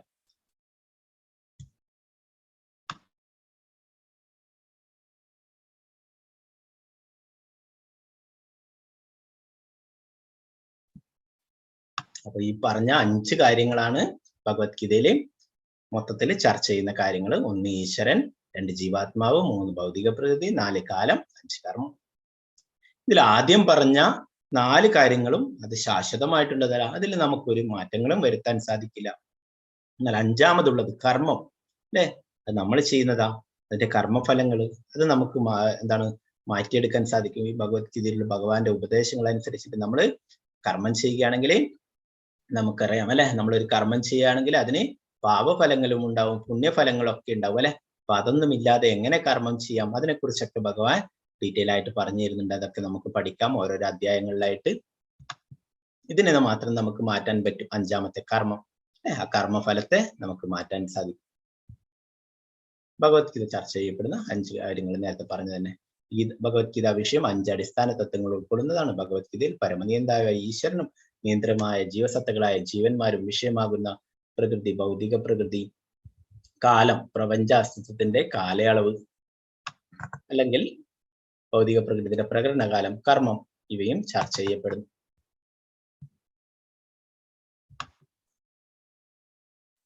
അപ്പോ ഒന്നാമതായിട്ടുള്ള അധ്യായം എന്ന് പറയുന്നത് എന്താണ്? അർജുന വിഷാദയോഗം എന്ന് പറയും. കുരുക്ഷേത്രത്തിലെ സൈന്യ നിരീക്ഷണം എന്നാണ് പ്രഭുപാദർ ഇതിനെ കൊടുത്തിട്ടുള്ള പേര്. അപ്പൊ നമ്മൾ ഇന്നലെ ഭഗവത്ഗീതയുടെ മഹാത്മ്യത്തെ കുറിച്ചിട്ട് നമ്മൾ ക്ലാസ്സിൽ കേട്ടിട്ടുണ്ടായിരുന്നു, അല്ലെ? അപ്പൊ അതിന്റെ മലയാളത്തിലുള്ള അർത്ഥം, അതിന്റെ ശ്ലോകങ്ങളുടെ ഒക്കെ വിവർത്തനം ഞാൻ വായിക്കാം. അപ്പോൾ ഗീതാ മഹാത്മ്യം രചിച്ചിട്ടുള്ളത് ശങ്കരാചാര്യരാണ്, അല്ലെ? നമുക്കൊക്കെ അറിയാം ശങ്കരാചാര്യർ, അല്ലെ? ആ ശങ്കരാചാര്യർ രചിച്ചിട്ടുള്ള ഭഗവത്ഗീത മഹാത്മ്യം അതിന് വേഗത്തിൽ ചൊല്ലാം. അതിനുശേഷം നമുക്ക് ക്ലാസ്സിലേക്ക് കടക്കാം. ഗീതാശാസ്ത്രമിതം പുണ്യം എപ്പടേത് പ്രയത പുമാൻ വിഷ്ണു പദമവാപ്നോതി ഭയശോകാദിവർജിത. ഭഗവത്ഗീത ഒരു അതീന്ദ്രിയ സാഹിത്യമാണ്. അത് വളരെ ശ്രദ്ധയോടുകൂടി വായിക്കണം. ഗീതാശാസ്ത്രമിതം പുണ്യം എപ്പടേത് പ്രയത പുമാൻ. ഭഗവത്ഗീതയുടെ നിർദ്ദേശങ്ങൾ വേണ്ടവണ്ണം പിന്തുടരുന്നവർ ജീവിതത്തിലെ എല്ലാ ദുരിതങ്ങളിൽ നിന്നും ഉത്കണ്ഠകളിൽ നിന്നും മുക്തരാകും. ഭയശോകാദിവർജിത. ജീവിതത്തിലെ എല്ലാ ഭയങ്ങളിൽ നിന്നും വിമുക്തരാകും. അടുത്ത ജന്മം ആത്മീയ ജീവിതം കൈവരിക്കുകയും ചെയ്യും.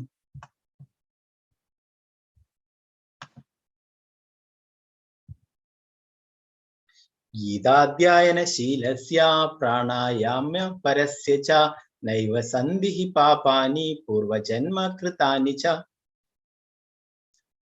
ആത്മാർത്ഥമായി ഗൗരവമായി ഭഗവത്ഗീത വായിക്കുന്ന ഒരാളെ ഭഗവത് കരുണയാൽ മുമ്പ് ചെയ്ത പാപങ്ങളുടെ ഫലം ബാധിക്കുകയില്ല. അപ്പൊ ഭഗവത്ഗീതയെ നമ്മൾ ഒരിക്കലും സംശയാദൃഷ്ടിയോടെ വീക്ഷിക്കരുത്. ഇത് ഭഗവാന്റെ ഉപദേശങ്ങൾ, അല്ലെ? നമ്മൾ തീർച്ചയായിട്ടും സ്വീകരിക്കണം. നമ്മൾ പല ചരിത്രങ്ങളും ഇതൊക്കെ പഠിക്കുന്നല്ലേ, അതൊക്കെ നമ്മൾ വിശ്വസിക്കുന്നു. അതൊന്നും നമ്മൾ കണ്ട കാര്യങ്ങളല്ല, അല്ലെ? ഇതൊക്കെ ഗ്രന്ഥങ്ങളിൽ ഉള്ളതാണ്, എന്നാലും നമ്മൾ വിശ്വസിക്കുന്നല്ലേ. അപ്പൊ ഇത് ഭഗവാൻ നേരിട്ട് പറഞ്ഞിട്ടുള്ളതാണ്, അല്ലെ? ഇത് രണ്ടുമാണ്, ഇത് ശ്രുതിയുമാണ് സ്മൃതിയുമാണ്. ഭഗവാൻ നേരിട്ട് പറഞ്ഞിട്ടുള്ളതാണ്. ഈ ഭഗവത്ഗീതയുടെ ഉത്ഭവത്തെ കുറിച്ച് നമ്മൾ ഈ ജ്ഞാനത്തിന്റെ ഉത്ഭവത്തെ കുറിച്ച് നമ്മൾ ഭഗവത്ഗീതയുടെ ഡീറ്റെയിൽ ആയിട്ട് പഠിക്കും. ഇത് 5000 വർഷങ്ങൾക്ക് മുന്നേ അർജുനൻ ഉപദേശിച്ചു. അതിന്റെ മുന്നേ തന്നെ ഈ ജ്ഞാനം 12,04,00,000 വർഷങ്ങൾക്ക് മുന്നേ വ്യോസാൻ എന്ന സൂര്യദേവന് ഭഗവാൻ ഉപദേശിച്ചിട്ടുണ്ട്. അപ്പോ ഇത് ഭഗവാൻ നേരിട്ട് ഉപദേശിച്ചിട്ടുള്ളതാണ്. അതുകൂടാതെ മഹാഭാരതത്തിന്റെ ഭാഗമാണ്, അല്ലെ? അപ്പൊ ഇത് ശ്രുതിയുമാണ് സ്മൃതിയുമാണ്. അപ്പൊ നമ്മൾ ധർമ്മശാസ്ത്രങ്ങളെ സംശയദൃഷ്ടിയാ വീക്ഷിക്കുന്ന അജ്ഞരും അവിശ്വാസികളുമായ ഈശ്വരാവബോധം ലഭിക്കില്ല എന്ന് പറയുന്നത്. അപ്പൊ നമുക്ക് ഇതിൽ വിശ്വാസമുണ്ടെങ്കിൽ ഇതിനൊരിക്കലും സംശയ ദൃഷ്ടിയാ വീക്ഷിക്കരുത്, ഡൗട്ട് ചെയ്യരുത് ഒരിക്കലും ഭഗവാന്റെ വാക്കുകളെ. ഭഗവത്ഗീത പരമദിവ്യം. പുരുഷന്റെ മുഖ നിർഗതമാണ്.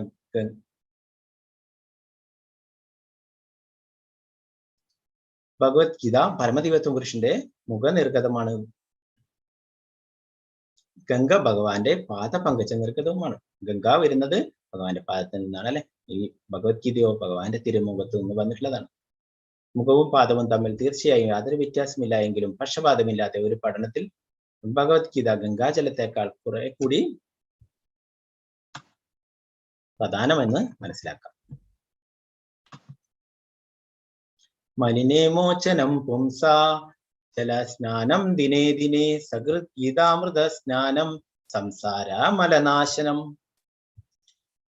നിത്യവും ജലത്തിൽ സ്നാനം ചെയ്ത് ദേഹശുദ്ധി വരുത്താം. എന്നാൽ ഭഗവത്ഗീതയാകുന്ന ഗംഗാജലത്തിൽ ഒരിക്കലെങ്കിലും സ്നാനം ചെയ്യുന്ന വ്യക്തിയുടെ ഭൗതിക ജീവിതത്തിലെ എല്ലാ മാലിന്യങ്ങളും നശിച്ചു പോകുന്നു. ഗീതാസു ഗീത കർത്തവ്യ കിമന്യേ ശാസ്ത്ര വിസ്തരേ യാ സ്വയം പത്മനാഭസ്യ മുഖപത്മാത് വിനിസൃത. ഭഗവത്ഗീത പരമദിവ്യത്വം പുരുഷനാൽ ഉപദേശിക്കപ്പെട്ടതാകിയാൽ മറ്റൊരു വേദസാഹിത്യവും പഠിക്കേണ്ടതില്ല. ഭഗവത്ഗീത ശ്രദ്ധയോടും കൃത്യനിഷ്ഠയോടും കൂടി ശ്രവിക്കുകയും വായിക്കുകയും ചെയ്താൽ മതി. ഇന്നത്തെ കാലത്ത് ആളുകൾ ലൗകിക വ്യാപാരത്തിൽ അത്രയധികം മുഴുകിയിരിക്കുന്നത് കൊണ്ട് വേദസാഹിത്യം മുഴുവൻ വായിക്കുക അവർക്ക് അസാധ്യമത്രേ. എന്നാൽ അത് ആവശ്യമില്ല. ഈ ഒരൊറ്റ ഗ്രന്ഥം ഭഗവത്ഗീത മതി. കാരണം അത് എല്ലാ വേദസാഹിത്യങ്ങളുടെയും സാര സർവസ്വമാണ്. മാത്രവുമല്ല പ്രത്യേകിച്ചും അത് പരമദിവ്യത്വം പുരുഷനാൽ ഉപദിഷ്ടവുമാണ്. ഇന്നത്തെ കാലത്ത് എല്ലാം പഠിക്കാൻ ആൾക്കാർക്ക് സാധ്യമല്ല അല്ലെ. അതുകൊണ്ട് ശങ്കരാചാര്യർ പറയുന്നു ഈ ഒരു ഒറ്റ ഗ്രന്ഥം പഠിച്ചാൽ മതി. ഇതില് എല്ലാം അടങ്ങിയിട്ടുണ്ട്. ഭാരതാമൃത സർവസ്വം വിഷ്ണു വക്വാദി വിനിസൃതം ഗീതാ ഗംഗോതകം പീത്വാ പുനർജന്മന വിദ്യതേ. ഗംഗാജലം പാനം ചെയ്യുന്നവൻ മോക്ഷം പ്രാപിക്കുന്നു. ഭഗവത്ഗീതാമൃതം പാനം ചെയ്യുന്നവനെ കുറിച്ച് പിന്നെ എന്തു പറയാൻ. മഹാഭാരതത്തിന്റെ സാരാമൃതം അത്രേ ഭഗവത്ഗീത. ഭഗവാൻ കൃഷ്ണൻ സ്വയം ഉപദേശിച്ചതാണ് അത്. സർവോപനിഷദോ ഗാവോ ദോക്ത ഗോപാലനന്ദന പാർത്ഥോ വത്സ സുധീർ ഭോക്ത ദുഗ്ധം ഗീതാമൃതം മഹത്. ഗീതോപനിഷത്ത് ഭഗവത്ഗീത എല്ലാ ഉപനിഷത്തുകളുടെയും സാരമാണ്. എല്ലാ ഉപനിഷത്തുകളും ഒരു പശുവിനെ പോലെയാണ്. ഗോപകുമാരൻ എന്ന് പ്രശസ്തനായ ഭഗവാൻ കൃഷ്ണൻ ആ പശുവിനെ കറക്കുന്നു. അർജുനൻ ഒരു പശുക്കിടാവിനെ പോലെയാണ്. പണ്ഡിതന്മാരും പരമഭക്തരും അമൃതതുല്യ ദുഗ്ധമായ ഭഗവത്ഗീത പാനം ചെയ്യുന്നു. അപ്പോ എന്താണ് ഇവിടെ പറയുന്നത്? എല്ലാ ഉപനിഷത്തുക്കളുടെയും സാരമാണ് അല്ലെ, സാരാംശമാണ് ഈ ഭഗവത്ഗീത എന്ന് പറയുന്നത്. അത് എന്താണ് അതിന്റെ എന്താണ് ഒരു പശുവിനെ കറന്നിട്ട് അതിന്റെ പാല് ലഭിക്കല്ലേ. അതുപോലെ ഇവിടെ എന്താണ് ആ പാല് എന്താണ് അർജുനൻ എന്താണ് പശുക്കിടാവിനെ പോലെയാണെന്ന് പറയുന്നത് അല്ലെ. ഭഗവാൻ ആ പശുവിനെ കറക്കുന്നു. ആ ഗീതാമൃതം നമുക്കൊക്കെ ലഭിക്കുന്നല്ലേ. അപ്പൊ അതൊക്കെ നമ്മൾ പാനം ചെയ്യാൻ വേണ്ടിയിട്ട് പറയുന്നു ആ ഭഗവത്ഗീതയുടെ അമൃത്. 7ാമത്തെ ശ്ലോകത്തിൽ പറയുന്നു, വളരെ പ്രധാനപ്പെട്ട ഒരു ശ്ലോകമാണിത്. ഏകം ശാസ്ത്രം ദേവകീ പുത്രഗീതം ഏകോ ദേവോ ദേവകീ പുത്ര ഏവ ഏകോ മന്ത്രസ്യ നാമാനി യാനി കർമാപേക്യം തസ്യ ദേവസ്യ സേവ. ഇക്കാലത്ത് ജനങ്ങൾ ഒരേ ഒരു ധർമ്മഗ്രന്ഥത്തെയും ഒരേ ഒരു ഈശ്വരനെയും ഒരേ ഒരു മതത്തെയും ഒരേ ഒരു പ്രവൃത്തിയും മാത്രം സ്വീകരിക്കുവാൻ ഉത്സുകരാണ്. ആകയാൽ ഏകം ശാസ്ത്രം ദേവകീ പുത്രഗീതം, ഒറ്റ ഗ്രന്ഥം മാത്രം ഉണ്ടായിരിക്കട്ടെ. ലോകത്തിന് പൊതുവായ ഏക ധർമ്മഗ്രന്ഥം ഭഗവത്ഗീത. ഏകോ ദേവോ ദേവകീ പുത്ര ഏവ, സമസ്ത വിശ്വത്തിനും ഒരേ ഒരു ഈശ്വരൻ മാത്രം ഉണ്ടായിരിക്കട്ടെ, ശ്രീകൃഷ്ണ ഭഗവാൻ. ഏകോ മന്ത്രസ്തസ്യ നാമാനിയാനി, ആ ഒരേ ഒരു മന്ത്രം, ഒരേ പ്രാർത്ഥന, തിരുനാമ സങ്കീർത്തനം. ഹരേ കൃഷ്ണ കൃഷ്ണ കൃഷ്ണ ഹരേ ഹരേ ഹരേ രാമ രാമ രാമ ഹരേ ഹരേ. കർമാപ്യക്യം തസ്യ ദേവസ്യ സേവ, ഒരൊറ്റ പ്രവൃത്തി മാത്രം ഉണ്ടായിരിക്കട്ടെ, പരമദിവ്യോത്തമ പുരുഷന്റെ സേവനം. ഇത്രയാണ് എന്താണ് ആ ശങ്കരാചാര്യരുടെ ഭഗവത്ഗീതയുടെ മഹാത്മ്യത്തെ കുറിച്ച് പറയുന്നത്. അപ്പൊ ഇവിടെ പറയുന്നു ഒരേ ഒരു ശാസ്ത്രത്തെ നമ്മൾ ഈ കലിയുഗത്തിൽ പഠിക്കേണ്ടതുള്ളൂ അല്ലെ. അല്ല അനേകം ഗ്രന്ഥങ്ങൾ നമുക്ക് പഠിക്കാം, വേദങ്ങളൊക്കെ പഠിക്കൽ വളരെ പ്രയാസമാണ് അല്ലെ. അപ്പൊ ഈ ഭഗവത്ഗീത ഒന്ന് പഠിച്ചാൽ മതി എന്ന് പറയുന്നു. പിന്നെ ഒരേ ഇക്കാലത്ത് അനേകം ദേവീദേവന്മാരൊക്കെ ആരായിരുന്നു അല്ലെ. ഒരേ ദേവനെ നമ്മൾ ആരാധിക്കേണ്ടതെന്ന് ശങ്കരാചാര്യർ പറയുന്നു, ശ്രീകൃഷ്ണ ഭഗവാനെ. ഒരേ മന്ത്രമേ നമ്മൾ ജപിക്കേണ്ടതുള്ളൂ, ആ ശ്രീകൃഷ്ണ ഭഗവാന്റെ തിരുനാമം. പിന്നെ ഒരേ സേവയെ ചെയ്യേണ്ടതുള്ളൂ എന്ന് പറയുന്നു, ആ ശ്രീകൃഷ്ണ ഭഗവാനുള്ള സേവനങ്ങൾ എന്ന് പറയുന്നു. നമുക്ക് ഭഗവത്ഗീതയിലേക്ക് കടക്കാം. ആദ്യമായിട്ട് 1ാമത്തെ അധ്യായത്തിലെ 1ാമത്തെ ശ്ലോകം ധൃതരാഷ്ട്രയുടെ ചോദ്യമാണ്. ധൃതരാഷ്ട്ര വാച ധർമ്മക്ഷേത്രേ കുരുക്ഷേത്രേ സമവേതായുത്സവ മാമകാ പാണ്ഡവ ശൈവ കിമക്കുർവത സഞ്ജയ. ധൃതരാഷ്ട്രർ പറഞ്ഞു, ഹേ സഞ്ജയ, പുണ്യസ്ഥലമായ കുരുക്ഷേത്രത്തിൽ യുദ്ധോത്സുകരായി ഒന്നിച്ചു കൂടിയ എന്റെ മക്കളും പാണ്ഡുപുത്രരും എന്ത് ചെയ്തു? അപ്പോ നമുക്കറിയാം ധൃതരാഷ്ട്ര അന്ധനാണ് അല്ലെ. ധൃതരാഷ്ട്രര് കാണാൻ സാധിക്കില്ല. അപ്പൊ അതുകൊണ്ട് തന്നെ സഞ്ജയൻ, ധൃതരാഷ്ട്രന്റെ മന്ത്രിയും സഹായിയും ഒക്കെ ആയിട്ടുള്ള സഞ്ജയനോടാണ് കാര്യങ്ങളൊക്കെ ചോദിച്ചറിയുന്നത്. അപ്പൊ ഇവിടെ ചോദിക്കുന്നു എന്താണ്, ആ പുണ്യസ്ഥലമായ കുരുക്ഷേത്രത്തില് എന്താണ് എന്റെ മക്കളും പാണ്ഡുപുത്രരും എന്ത് ചെയ്തു എന്ന് ചോദിക്കുന്നു അല്ലെ. എന്റെ മക്കളും പാണ്ഡുപുത്രരും. അപ്പൊ നമുക്കറിയാം പാണ്ഡു മരിച്ചു അല്ലെ. പാണ്ഡവർക്കൊക്കെ അവർക്കൊക്കെ ചെറിയ പ്രായത്തിൽ തന്നെ അവരുടെ പിതാവായിട്ടുള്ള പാണ്ഡു മരണപ്പെടുകയുണ്ടായി അല്ലെ. അതിനുശേഷം അവരൊക്കെ സ്വന്തം മക്കളെ പോലെ നോക്കേണ്ടത് കടമയാണ് ഈ ധൃതരാഷ്ട്രക്കുള്ളത് അല്ലെ. എന്നാൽ ധൃതരാഷ്ട്ര സ്വന്തം മക്കളോടുള്ള അമിത വാത്സല്യം മൂലം എന്താണ് പാണ്ഡവരോട് എപ്പോഴും അത്ര കണ്ട് സ്നേഹത്തിലായിരുന്നില്ല അല്ലെ. സ്വന്തം മക്കൾ എന്താ ധർമ്മം പ്രവർത്തിച്ചാലും അതിനൊക്കെ സപ്പോർട്ട് ചെയ്തിരുന്നു. അപ്പൊ അതുകൊണ്ട് തന്നെ എന്താണ് ആ ധൃതരാഷ്ട്ര പുറമേ അന്ധനാണ്, ആ സ്പിരിച്വൽ ആയിട്ടും ഒക്കെ അന്ധനാണ്. എപ്പോഴും ഇങ്ങനെയുള്ള നെഗറ്റീവായിട്ടുള്ള കാര്യങ്ങൾ മക്കൾ ചെയ്താലും അതിനൊക്കെ സപ്പോർട്ട് ചെയ്തിരുന്നു. അപ്പൊ ഇവിടെ ധൃതരാഷ്ട്ര ഭയപ്പെടുന്നു. എന്താണ് ആ കുരുക്ഷേത്രം എന്ന് പറയുന്നത് ധർമ്മക്ഷേത്രമാണ്. അവിടെ ധർമ്മമാണ് വിജയിക്കുക. ധർമ്മത്തിന് സ്വാധീനമുള്ള ക്ഷേത്രം എന്താണ് സ്ഥലമാണ് അത് ധർമ്മക്ഷേത്രം എന്ന് പറയുന്നത്. അപ്പൊ ഇവിടെ ധൃതരാഷ്ട്ര മക്കളൊക്കെ അധർമ്മത്തിന്റെ പക്ഷത്താണ്. നമുക്കറിയാം അല്ലെ, ആ പാണ്ഡവർക്ക് അവകാശപ്പെട്ട രാജ്യം തിരിച്ചു കൊടുക്കാതെ അവരുടെ ആ സ്വത്തൊക്കെ കള്ളച്ചുതിലൊക്കെ തട്ടിയെടുക്കുകയുണ്ടായി. അപ്പൊ എല്ലാ തരത്തിലും അധർമ്മങ്ങൾ പ്രവർത്തിച്ചിട്ടാണ് അവർ ഈ രാജ്യം കൈക്കലാക്കിയിട്ടുള്ളത് അല്ലെ. അപ്പൊ അധർമ്മത്തിന്റെ പക്ഷത്താണ്, അവിടെ ധർമ്മത്തിനാണ് വിജയം അല്ലെ. അതുകൊണ്ട് തന്നെ ഈ ധൃതരാഷ്ട്ര ഭയപ്പെടുന്നു. പിന്നെന്താണ് അവിടെ ശ്രീകൃഷ്ണ ഭഗവാൻ ഉണ്ട് അല്ലെ. ശ്രീകൃഷ്ണ ഭഗവാൻ എന്തെങ്കിലും ഒരു ഒത്തുതീർപ്പാക്കിയിട്ട് യുദ്ധമില്ലാതെ ആയാലോ എന്ന് ഭയപ്പെടുന്നു. എന്താണ് സ്വന്തം മക്കള് യുദ്ധത്തിൽ ജയിച്ചിട്ട് രാജ്യം നേടണം അല്ലെ. അതാണ് ധൃതരാഷ്ട്രയുടെ ആഗ്രഹം. അപ്പൊ ഇവിടെ ഒരു ഉദാഹരണം പറയുന്നത് എന്താണ്, നമ്മള് എന്താണ് പാലൊക്കെ തിളപ്പിച്ച് കഴിഞ്ഞാല് അല്ലെ, അതിന് പാലിനകത്ത് നമുക്ക് വെള്ളവും പാലൊക്കെ വേർതിരിച്ചറിയാൻ സാധിക്കില്ല അല്ലെ. നമ്മൾ അതിൽ എന്തെങ്കിലും ലൈമൊക്കെ പിഴിഞ്ഞിട്ട് അതിനെ എന്താണ് വേറെ എന്തെങ്കിലും പ്രൊഡക്ട്സ് ഉണ്ടാക്കാൻ വേണ്ടി ശ്രമിക്കുമ്പോൾ എന്താണ് അതില് വെള്ളം വേറെയായിട്ടും അതിന്റെ ആ പാലിന്റെ സത്ത് വേറെയായിട്ടൊക്കെ മാറും അല്ലെ. പിന്നീട് നമുക്ക് അതിൽ നിന്ന് മധുര പലഹാരങ്ങളൊക്കെ ഉണ്ടാക്കാൻ, രസഗുളൊക്കെ ഉണ്ടാക്കാൻ. അതുപോലെ ധൃതരാഷ്ട്രൻ എന്താണ് ഇവിടെ ആ സ്വന്തം മക്കള് അല്ലെ, ആ ധർമ്മക്ഷേത്രത്തില് എന്താണ് സ്വന്തം മക്കള് മാമക പാണ്ഡവ എന്ന് പറയുന്നത് എന്താണ് ആ കുരുവംശം എന്ന് പറഞ്ഞാൽ പാണ്ഡവരും കൗരവരും ഒക്കെ ഉള്ളവരാണ് കുരുവംശം എന്ന് പറയുന്നത്. വംശ പാരമ്പര്യം പോലും ആ പാണ്ഡവർക്ക് നൽകുന്നില്ല അല്ലെ. എന്റെ മക്കളും പാണ്ഡുവിന്റെ പുത്രന്മാരും എന്ന് പറഞ്ഞിട്ട് അതില് വേർതിരിവ് ഉണ്ടാക്കുന്നു. അപ്പൊ എന്തിലൂടെ എന്താണ് വേണ്ടത്, സ്വന്തം മക്കള് വിജയിച്ചു വരണം അല്ലെ. അവര് അധർമ്മമാണ് പ്രവർത്തിക്കുന്നുണ്ടെങ്കിലും അതിനെല്ലാം പിന്തുണയും ധൃതരാഷ്ട്രൻ നൽകുന്നു. പശ്യേതാം പാണ്ഡുപുത്രാണാം ആചാര്യാം മഹതീം ച യൂഢാം ദ്രുപദപുത്രേണ തവ ശിഷ്യേണ ധീമതേ. അല്ലയോ ആചാര്യ, അങ്ങയുടെ ശിഷ്യനും ബുദ്ധിശാലിയുമായ ദ്രുപദപുത്രൻ ഒരുക്കി നിർത്തിയിട്ടുള്ള ഈ മഹത്തായ പാണ്ഡവ സൈന്യത്തെ നോക്കൂ.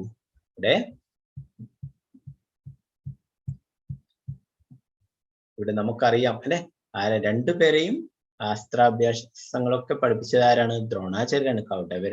കൗരവരെയും പാണ്ഡവരെയും അല്ലെ. അപ്പൊ ഇവിടെ ദുര്യോധനൻ പറയുകയാണ്, ആ ഗുരുവിനോട് പറയുകയാണ് എന്താണ്, അല്ലയോ ആചാര്യ, അങ്ങയുടെ ശിഷ്യനും ബുദ്ധിശാലിയുമായ ദ്രുപദപുത്രൻ ഒരുക്കി നിർത്തിയിട്ടുള്ള ഈ പാണ്ഡവ സൈന്യത്തെ ഒന്ന് നോക്കൂ എന്നല്ലേ. അപ്പൊ അവരൊക്കെ പരിശീലിപ്പിച്ചത് ആരാണ്? ദ്രോണാചാര്യരാണ് അല്ലെ, പാണ്ഡവരും കൗരവരൊക്കെ. അപ്പൊ ആ ദ്രോണാചാര്യരുടെ ആ ശിക്ഷണത്തിലുള്ള അവരൊക്കെ കൂടിയിട്ട് വന്നിട്ടുള്ള ആ പാണ്ഡവ സൈന്യത്തെ നോക്കൂ എന്ന് പറയുന്നു.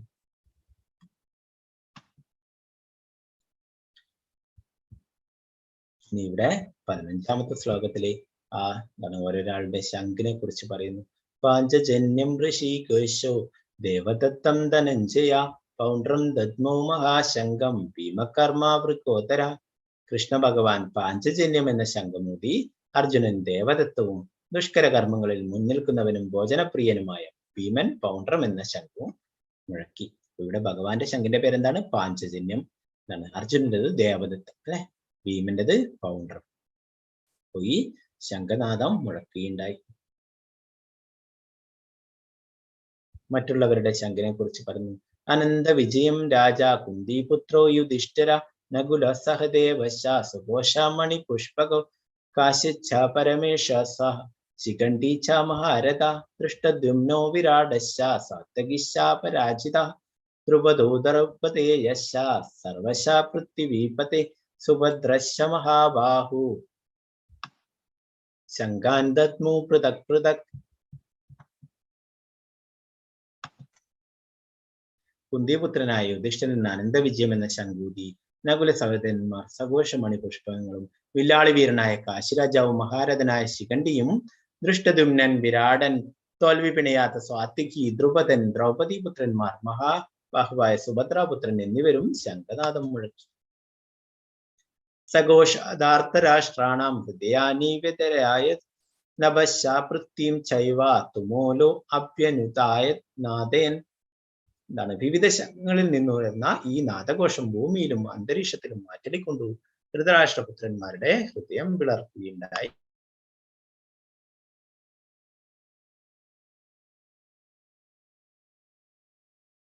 ഈ ഭഗവാന്റെ പാഞ്ചജന്യം എന്ന ശംഖും അല്ലെ അർജുനന്റെ ദേവദത്തം ഇങ്ങനെയുള്ള ഈ ശംഖുലികളൊക്കെ കേട്ടിട്ട് എന്താണ് സംഭവിച്ചത്?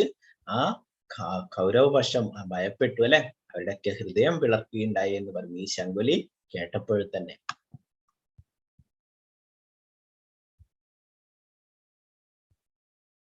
അർജുന ഉവാച സേനയോരുഭയോർമധ്യേ രഥം സ്ഥാപയമേച്യുത യാവദേതാൻ നിരീക്ഷേഹം യോദ്ധുകാമാനവസ്ഥിതാൻ കർമ്മയാ സഹയോധവ്യാമസ്മിൻ രണസമുദ്യമേ.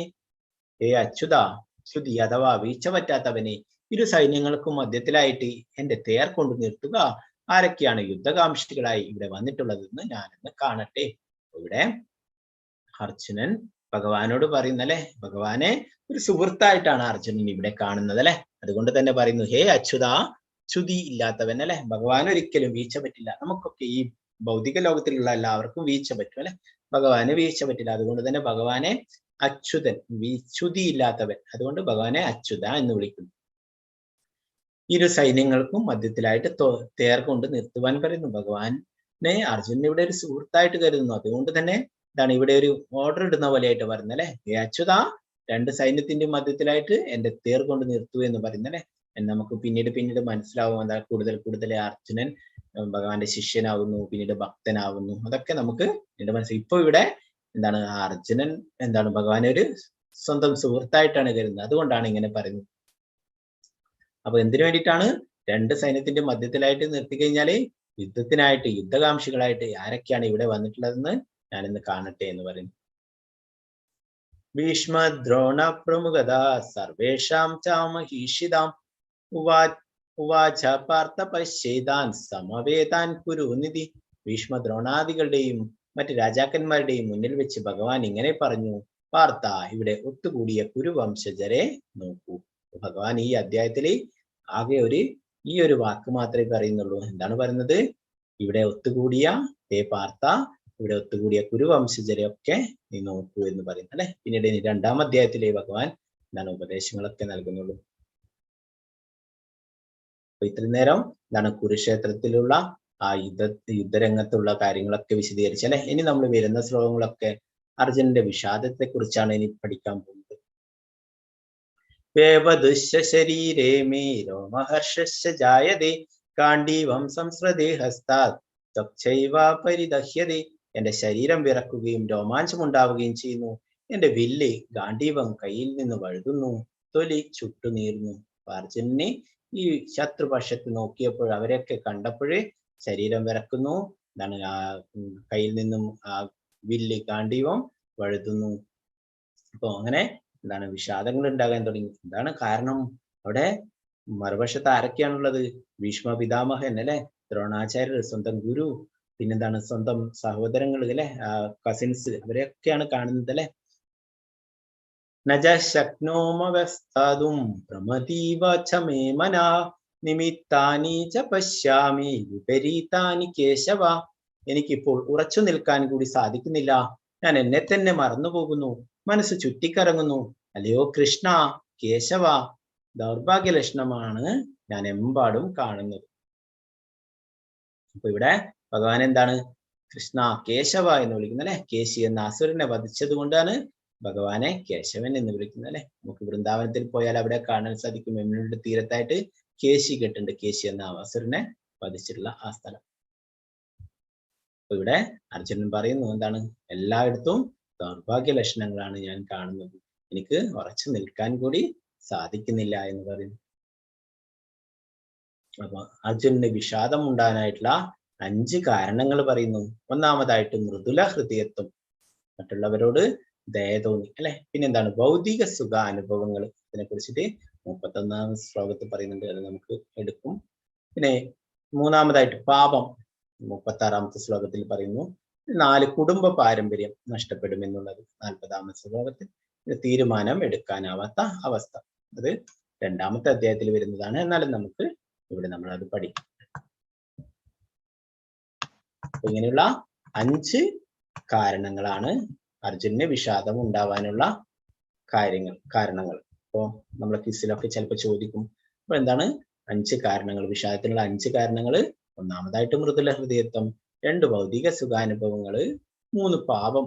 അവരൊക്കെ ഗുരുവിനെയും എന്താണ് ഭീഷ്മ പിതാമഹനെയും ഗുരുമായ ജനങ്ങളെ അല്ലെ, ഗുരുവിനെയും ദ്രോണാചാര്യർ അല്ലെ, പിന്നെന്താണ് അവരൊക്കെ കൊന്നാൽ പാപം ഉണ്ടാവില്ലേന്ന്. പിന്നെ കുടുംബ പാരമ്പര്യം അത് നഷ്ടപ്പെട്ടു പോവില്ലേന്ന്. പിന്നെ യുദ്ധം ചെയ്യണോ ചെയ്യാതിരിക്കണോ എന്നുള്ള ഒരു തീരുമാനം എടുക്കാൻ പറ്റാത്ത അവസ്ഥ.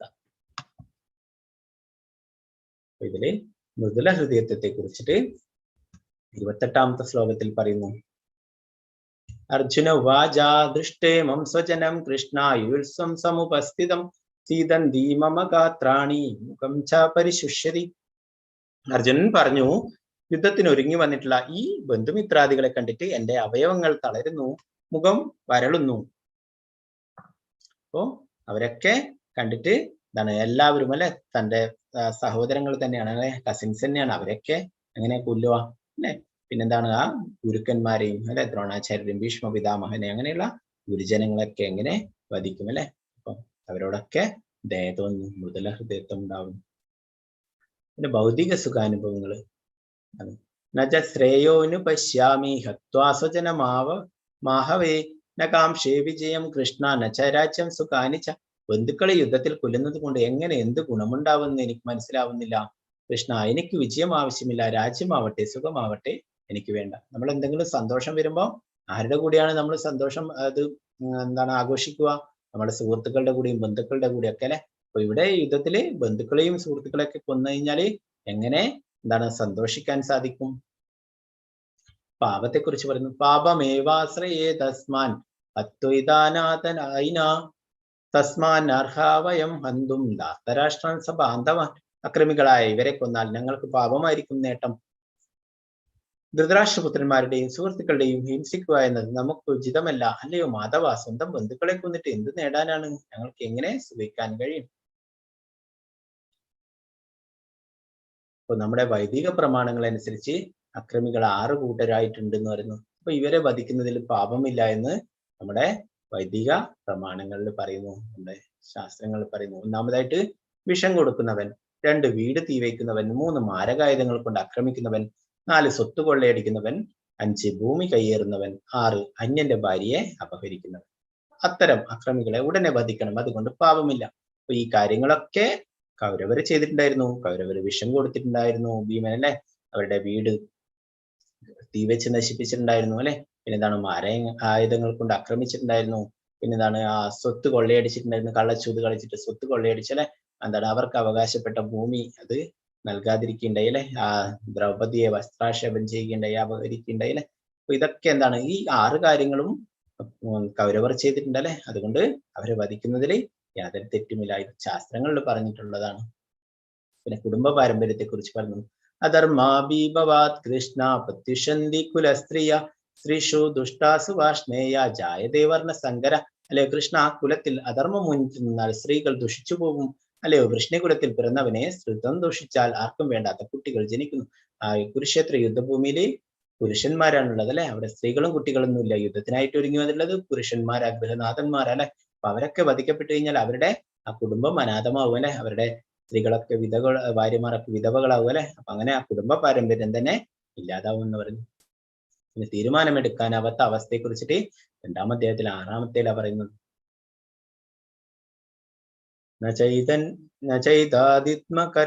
കദരന്നോ ഗിരിയോ യത്വാജേമയതിവാനോ ചേയു യാനേവ ഹത്വാ നജീവിഷാമ സ്ഥിതാ പ്രമുഖ ഉദാർത്തരാഷ്ട്ര. അവരെ ജയിക്കുന്നതോ അവരാൽ തോൽപ്പിക്കപ്പെടുന്നതോ ഏതാണ് നല്ലതെന്ന് നമുക്കറിഞ്ഞുകൂടാ.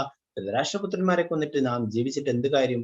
എങ്കിലും അവർ ഇപ്പോൾ ഈ യുദ്ധത്തിനായി നമ്മുടെ മുമ്പാകെ നിൽക്കുന്നു. അപ്പോ അവരോട് യുദ്ധം ചെയ്യണോ യുദ്ധം ചെയ്യാതിരിക്കണോ അങ്ങനെയുള്ള ഒരു തീരുമാനം എടുക്കാനാവാത്ത അവസ്ഥ. അപ്പൊ ഇങ്ങനെയുള്ള 5 കാരണങ്ങൾ കൊണ്ടാണ് അർജുന വിഷാദം ഉണ്ടായിട്ടുള്ളത്.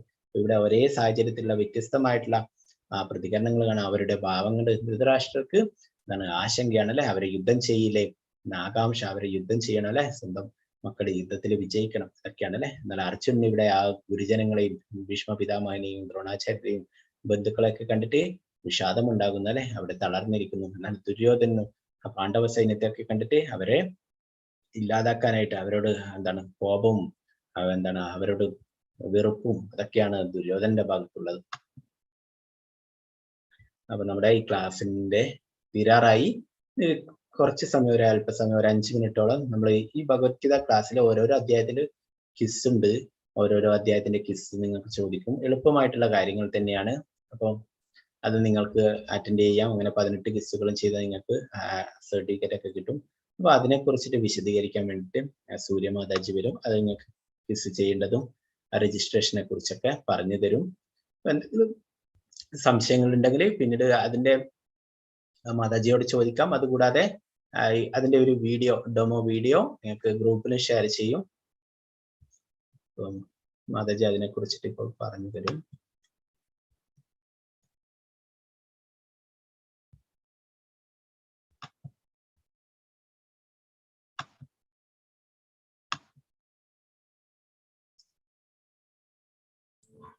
ഹരേ കൃഷ്ണ മാതാജി. ഹരേ ഹരേ കൃഷ്ണ മാതാജി, ഞാൻ കണ്ടിരുന്നില്ല ജോയിൻ ചെയ്തത്. കുഴപ്പമില്ല കുഴപ്പമില്ല.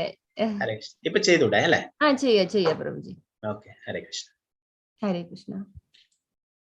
പ്രഭുജി, ഞാൻ സ്ക്രീൻ ഷെയർ ചെയ്തോട്ടെ? ഓക്കെ. ഹരേ കൃഷ്ണ.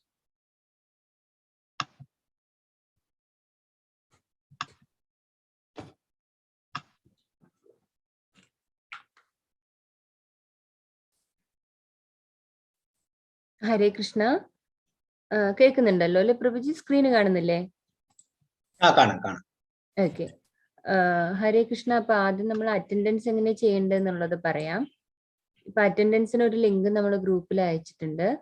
അപ്പൊ ആ ലിങ്ക് ക്ലിക്ക് ചെയ്യുന്ന സമയത്ത് നിങ്ങൾക്ക് ഇങ്ങനെ ഒരു ഗൂഗിൾ പേജാണ് ഗൂഗിൾ ഫോമിന്റെ പേജാണ് ഓപ്പൺ ആവുക. അപ്പൊ ആ ഗൂഗിൾ ഫോമിന്റെ പേജിൽ നിങ്ങൾ നിങ്ങളുടെ ഡേറ്റ്, അതായത് ഡേറ്റ് എന്ന് പറയുമ്പോൾ ഇന്നത്തെ ഡേറ്റ് ആണ് നിങ്ങൾ ഫില്ല് ചെയ്യേണ്ടത്.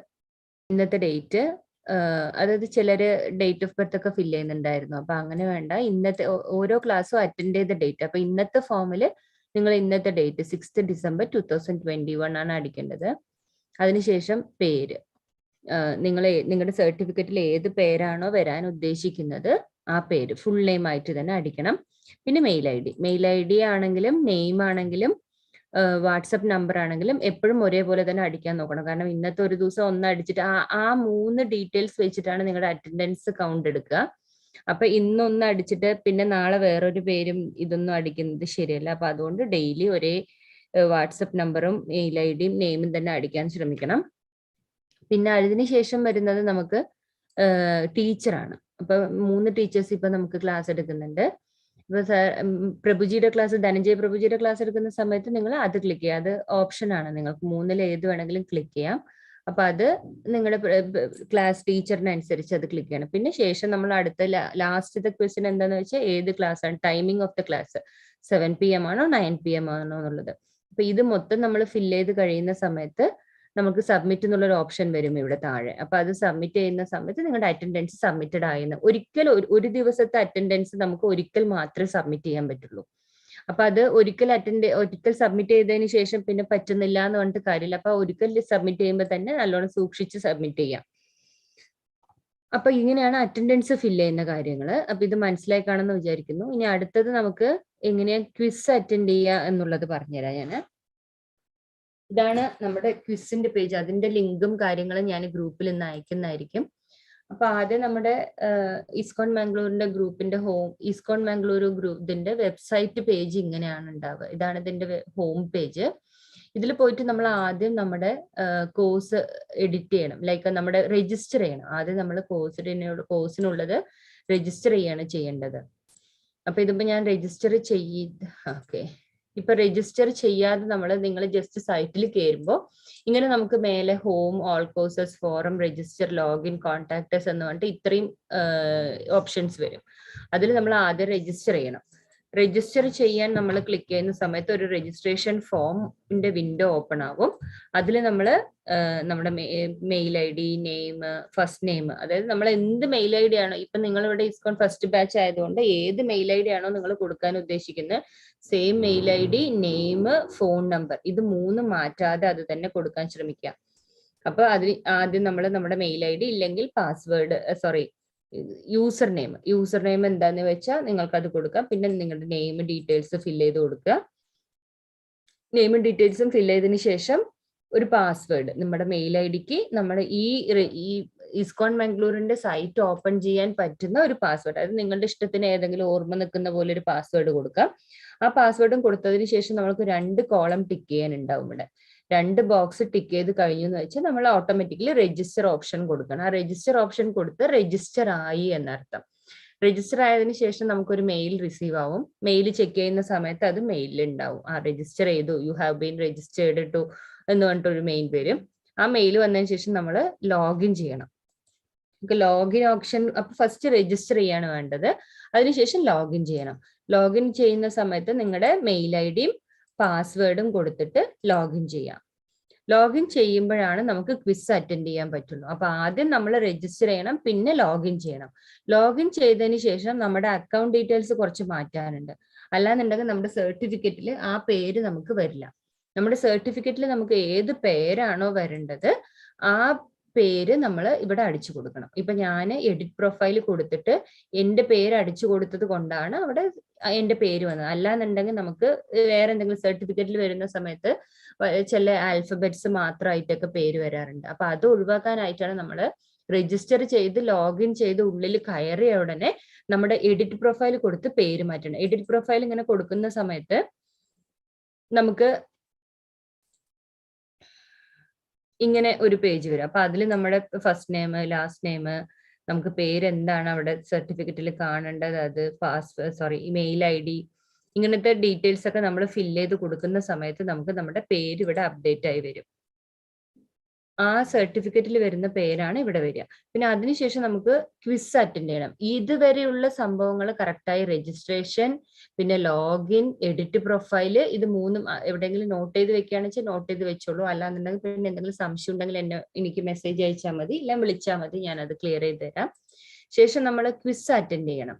ക്വിസ് അറ്റൻഡ് ചെയ്യുന്ന സമയത്ത് ഇപ്പൊ നമ്മൾ ഏത് ക്വിസ് ആണോ, ഇപ്പൊ നമുക്ക് ഇവിടെ നമ്മുടെ ഈ ഓൾ കോഴ്സസ് എന്നുള്ള പേജിൽ പോയി നമ്മളെല്ലാം രജിസ്റ്റർ ചെയ്ത് എഡിറ്റ് പ്രൊഫൈൽ എല്ലാം ചെയ്തതിന് ശേഷം ഓൾ കോഴ്സസ് എന്നുള്ള പേജിൽ അത് ക്ലിക്ക് ചെയ്യുന്ന സമയം, ഓപ്ഷൻ ക്ലിക്ക് ചെയ്യുന്ന സമയത്ത് നമുക്ക് ഇവിടെ എല്ലാ ലാംഗ്വേജസിലുള്ള ക്വിസും വരുന്നുണ്ട്. ഇപ്പൊ ഇംഗ്ലീഷ്, ഹിന്ദി, അങ്ങനെ ഒരുപാട് ലാംഗ്വേജസ് വരുന്നതിൽ നിങ്ങൾ ഏതിനൊക്കെ എൻറോൾ ചെയ്തിട്ടുണ്ടോ അതിന് നമുക്ക് ഇവിടെ എൻറോൾഡ് എന്ന് വരും. ഇപ്പൊ നമ്മൾ ഇംഗ്ലീഷിന് എൻറോൾ ചെയ്തത് കൊണ്ട് ഇവിടെ മേലെ എൻറോൾഡ് എന്നാണ് വരുന്നത്.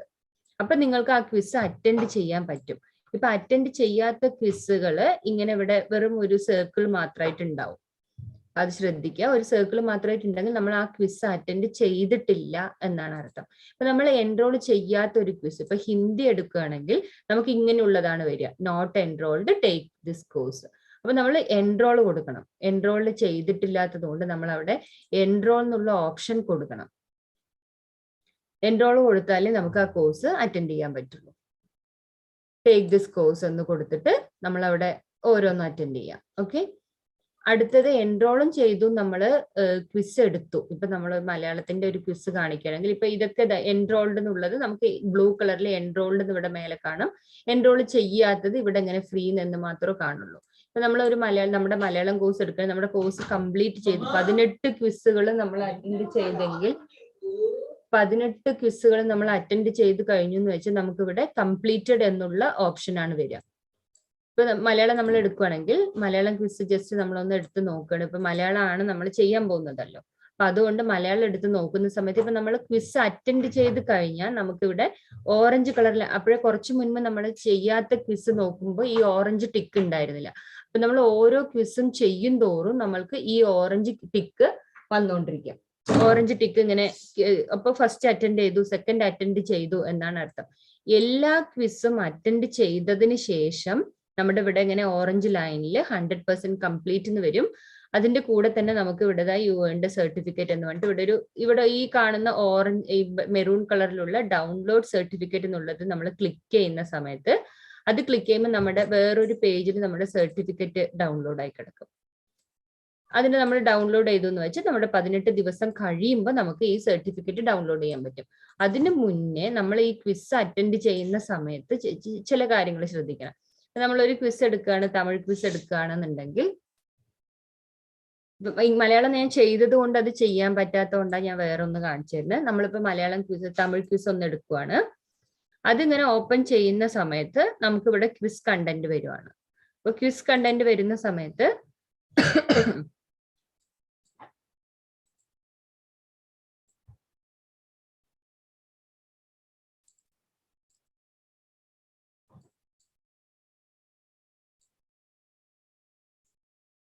ഒരു മിനിറ്റ്. നമുക്കിവിടെ ലെസൺ കണ്ടന്റും കൊടുത്തിട്ടുണ്ട്. ഇപ്പൊ പ്രഭുജി എടുത്തുന്ന ലെസൺ കണ്ടന്റ് അതേപോലെ തന്നെ അവിടെ കൊടുത്തിട്ടുണ്ടാവും. നമ്മളത് അപ്ലോഡ് ചെയ്തിട്ടിട്ടുണ്ട്. അത് നമ്മൾ അറ്റൻഡ് ചെയ്യാം. അത് മീൻസ് നിങ്ങൾക്ക് വായിക്കണമെന്നുണ്ടെങ്കിൽ, എന്തെങ്കിലും സംശയം ഉണ്ടെന്നുണ്ടെങ്കിൽ അത് വായിക്കണമെന്നുണ്ടെങ്കിൽ നമുക്കത് വായിച്ചു നോക്കാം. അല്ല നിങ്ങൾക്ക് നേരെ ക്വിസിലോട്ട് പോവാം, ഇത് വേണ്ട വായിക്കുമെന്ന്, ലേണിംഗ് മെറ്റീരിയൽ വായിക്കേണ്ട എന്നാണെങ്കിൽ ക്വിസിലോട്ട് അതായത് ഇങ്ങനെ ക്ലിക്ക് ചെയ്തിട്ട് ശേഷം എന്താ ഈ മേലെയുള്ളത് ലെസൺ കണ്ടന്റ്, താഴെയുള്ളത് ക്വിസ് ആണ്. അപ്പൊ ആ താഴെയുള്ള ക്വിസ് ക്ലിക്ക് ചെയ്യുന്ന സമയത്ത് നിങ്ങളുടെ ക്വിസ് മെറ്റീരിയൽ വരും. അപ്പൊ ഇതിലിപ്പോ നമ്മൾ മലയാളം ചാപ്റ്റർ 1 മലയാളം എന്നുള്ള തമിഴ് ചാപ്റ്റർ 1 എന്നുള്ള പോലെ തന്നെ നമ്മുടെ മലയാളം ക്വിസും ഓരോന്നും അപ്ലോഡ് ചെയ്തിട്ടുണ്ട്. ഇപ്പൊ നമ്മൾ ജസ്റ്റ് ഫസ്റ്റ് ക്വിസ് അറ്റൻഡ് ചെയ്യാൻ നോക്കുമ്പോൾ സ്റ്റാർട്ട് ക്വിസ് കൊടുത്തു എന്ന് വെച്ചാൽ നമുക്കൊരു ക്വസ്റ്റ്യൻ വരുന്നുണ്ട് ഇവിടെ. അപ്പൊ ആ ക്വസ്റ്റ്യൻ വരുന്നത് നമ്മൾ ഒരു ക്ലിക്ക് ചെയ്യാണ്. ഇപ്പൊ ഏതെങ്കിലും ഒന്ന് ക്ലിക്ക് ചെയ്യണം, ആൻസർ കറക്റ്റ് ആണോ തെറ്റാണോ എന്നറിയാതെ നമ്മൾ ഒരു ആൻസർ ക്ലിക്ക് ചെയ്യുകയാണെങ്കിൽ ഇത് കറക്റ്റ് ആണ് എന്നുണ്ടെങ്കിൽ നമുക്ക് ഇവിടെ കറക്റ്റ് ആണ്. ഇപ്പൊ ഇത് ഇൻകറക്റ്റ് ആയതുകൊണ്ട് ഇൻകറക്റ്റ് എന്നും പറഞ്ഞിട്ട് അതിന്റെ താഴെ ഫീഡ്ബാക്ക് വരും. ഇപ്പൊ ഇതിൽ തമിഴ് വരുന്ന പോലെ തന്നെ നമ്മുടെ മലയാളത്തിലുള്ള ഫീഡ്ബാക്ക് വരും. അപ്പൊ നിങ്ങളുടെ ഉത്തരം എന്തുകൊണ്ട് തെറ്റാണ് അല്ലെങ്കിൽ എന്തുകൊണ്ട് കറക്റ്റ് ആണ് എന്നുള്ള ഓപ്ഷൻ അവിടെ വരും. പിന്നെ അടുത്ത് നമ്മൾ ആ നെക്സ്റ്റ് അടിക്കുന്ന സമയത്ത് നമ്മൾ നെക്സ്റ്റ് ക്വസ്റ്റ്യനിലേക്ക് പോവുകയാണ്. നെക്സ്റ്റ് ക്വസ്റ്റ്യനിലേക്ക് പോകുമ്പോൾ സെയിം അതേപോലെ തന്നെ നമുക്ക് ഇവിടെ ഒരു ക്വസ്റ്റ്യൻ വരും. അതിനുള്ള ആൻസർ ഇവിടെ താഴെ ഒരുപാട് കൊടുത്തിട്ടുണ്ടാവും. അപ്പൊ അതിൽ ഈ 4 ഓപ്ഷനിൽ നിങ്ങൾക്ക് ഏത് ഓപ്ഷനാണോ കറക്റ്റ് ആണ് തോന്നുന്നത് ആ ഓപ്ഷൻ നിങ്ങൾ ക്ലിക്ക് ചെയ്യുകയാണെങ്കിൽ അത് കറക്റ്റ് ആണ് എന്നുണ്ടെങ്കിൽ നമ്മുടെ ആൻസർ കറക്റ്റ് ആണ് എന്ന് പറഞ്ഞിട്ട് അതിന്റെ ഫീഡ്ബാക്ക് വരും. അപ്പൊ ആൻസർ തെറ്റാണെങ്കിലും കറക്റ്റ് ആണെങ്കിലും അതിന്റെ ഫീഡ്ബാക്കോടുകൂടി എന്തുകൊണ്ടാണ് അത് അങ്ങനെയെന്നുള്ളത് വരും. നെക്സ്റ്റ് നിങ്ങൾക്ക് അടുത്തത് ക്വിസ് ചെയ്യണമെങ്കിൽ അടുത്ത ക്വസ്റ്റ്യനിലേക്ക് പോകണമെങ്കിൽ അടുത്ത ക്വിസിലേക്ക് പോവാം. അടുത്ത ക്വസ്റ്റ്യനിലോട്ട് ഇപ്പൊ നിങ്ങൾ ഈ ഫസ്റ്റ് ക്വിസ് അറ്റൻഡ് ചെയ്യാതെ സെക്കൻഡ് ക്വിസ് അറ്റൻഡ് ചെയ്യാൻ ശ്രമിച്ചാൽ നമുക്കത് അറ്റൻഡ് ചെയ്യാൻ പറ്റില്ല. ഇപ്പൊ നമ്മൾ ഫസ്റ്റത്തെ കംപ്ലീറ്റ് ചെയ്തില്ല, 2 ക്വസ്റ്റ്യൻ മാത്രം അറ്റൻഡ് ചെയ്തിട്ട് രണ്ടാമത്തെ ക്വിസിലോട്ട്, രണ്ടാമത്തെ ചാപ്റ്ററിലോട്ട് വന്നപ്പോൾ please go back and complete the previous quiz എന്നാണ് വരുന്നത്. അപ്പൊ നമ്മൾ ബാക്ക് പോയി ആ ക്വിസ് അറ്റൻഡ് ചെയ്താൽ മാത്രമേ നമ്മൾക്ക് രണ്ടാമത്തതിലോട്ട് പോകാൻ പറ്റുള്ളൂ. അപ്പൊ നമ്മൾ പ്രത്യേകം ശ്രദ്ധിക്കേണ്ട കാര്യങ്ങൾ, ഓരോ ക്വിസിലും നമ്മൾക്ക് 80% മാർക്ക് ഉണ്ടാവണം. 80% എന്ന് പറഞ്ഞു വെച്ചാൽ 10 ക്വസ്റ്റ്യൻസ് ഉള്ളതിൽ 8 ക്വസ്റ്റ്യൻസ് കറക്റ്റ് ആവണം. എങ്കിൽ മാത്രമേ നമുക്ക് അടുത്ത ക്വിസിൽ പോകാൻ പറ്റുള്ളൂ, സർട്ടിഫിക്കറ്റ് കിട്ടുള്ളൂ. അല്ലാന്നുണ്ടെങ്കിൽ സർട്ടിഫിക്കറ്റ് ഡൗൺലോഡ് ചെയ്യുന്ന സമയത്ത് നമ്മൾക്ക് എറർ വരും.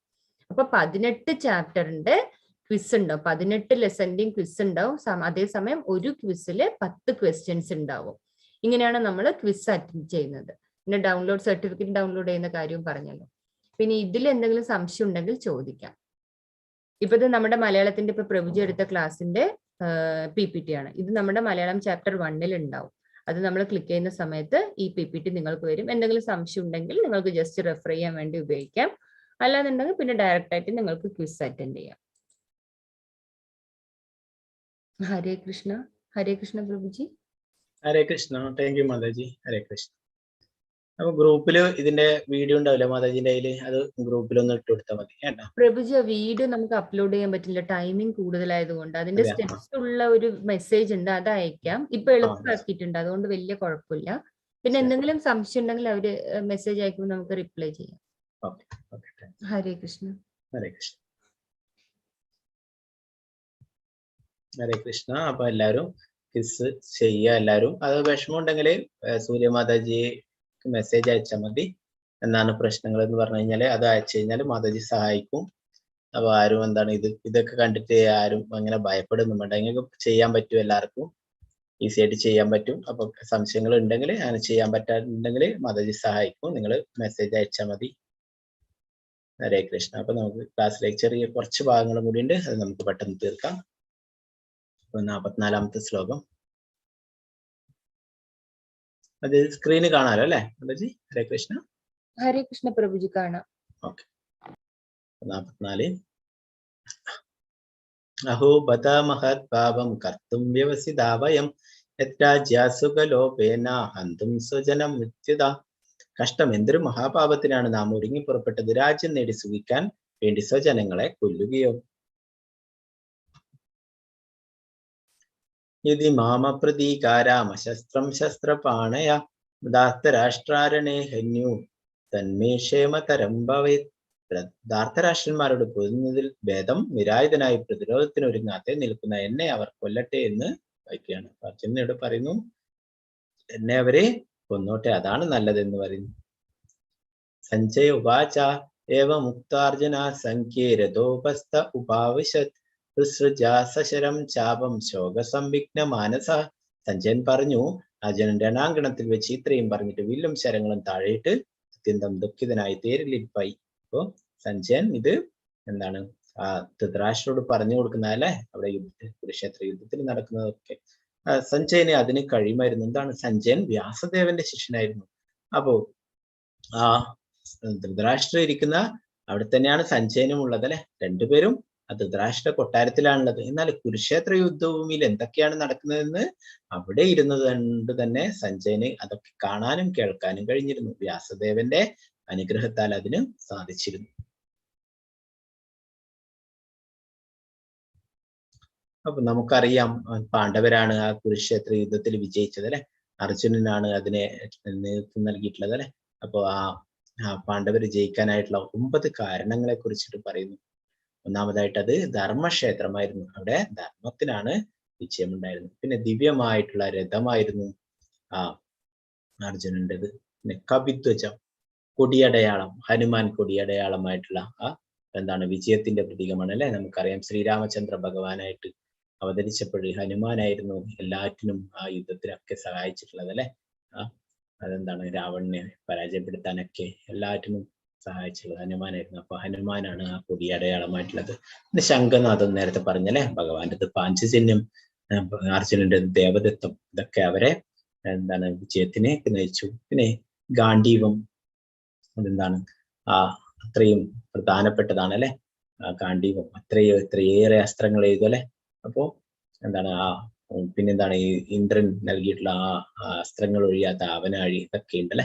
വ്യത്യസ്ത ജീവിതം എന്താണ്, അവരൊക്കെ സ്വന്തം ജീവിതം തന്നെ ആ രാജ്യത്തിന്, പാണ്ഡവർക്ക് വേണ്ടി, രാജ്യത്തിന് വേണ്ടിയിട്ട് സമർപ്പിച്ചിട്ടുള്ളതായിരുന്നു അല്ലെ. നമുക്കറിയാം നമ്മുടെ ഇന്ന് തന്നെ നമ്മുടെ രാജ്യത്തിന് വേണ്ടിയിട്ട് സൈനികരൊക്കെ അതിർത്തിയിൽ എന്താണ് തീവ്രവാദികളും മറ്റുള്ളവരിൽ നിന്നൊക്കെ നമ്മുടെ രാജ്യത്തെ സംരക്ഷിക്കാനായിട്ട് അവരൊക്കെ സ്വന്തം ജീവിതം തന്നെ രാഷ്ട്രത്തിന് സമർപ്പിച്ചിട്ട് അവരൊക്കെ അവിടെ അതിർത്തിയിൽ കാവൽ നിൽക്കുന്ന അല്ലെ. അവർ തങ്ങളുടെ വീടും ഭാര്യ കുടുംബത്തെയും ഒക്കെ ഉപേക്ഷിച്ചിട്ട് അവിടെ സേവനങ്ങൾ ചെയ്യുന്ന അല്ലെ. അതുപോലെ തന്നെ ഇവിടെയും എന്താണ് എല്ലാം തങ്ങളുടെ എല്ലാം ഉപേക്ഷിച്ചിട്ട് അവിടെ പാണ്ഡവരുടെ വിജയത്തിന് വേണ്ടിയിട്ടും അതുപോലെ തന്നെ കൗരവരുടെ പക്ഷത്തും ഉണ്ടായിരുന്നു ഇങ്ങനെയുള്ള ആൾക്കാരൊക്കെ. ആത്മാർത്ഥമായിട്ട് എല്ലാം അവർക്ക് വേണ്ടി എന്താണ് ആ സൈന്യത്തിന് വേണ്ടിയിട്ട് തന്റെ ജീവിതം തന്നെ മാറ്റിവെച്ചിട്ടുള്ളവർ. പിന്നെ മോക്ഷദ ഏകാദശി, അത് മോക്ഷദ ഏകാദശി ഏകാദശി ഭഗവാന് വളരെ പ്രിയപ്പെട്ടതാണ്. അപ്പൊ അന്ന് മോക്ഷദ ഏകാദശി ആയിരുന്നു. മോക്ഷദ ഏകാദശി ദിവസമാണ് ശ്രീമദ് ഭഗവത്ഗീതയുടെ സന്ദേശങ്ങൾ അർജുനന് പറഞ്ഞു കൊടുത്തിട്ടുള്ളത്. അതിപ്പോൾ ഈ വരുന്ന ഡിസംബർ 14-ാം തീയതി മോക്ഷദ ഏകാദശിയാണ്.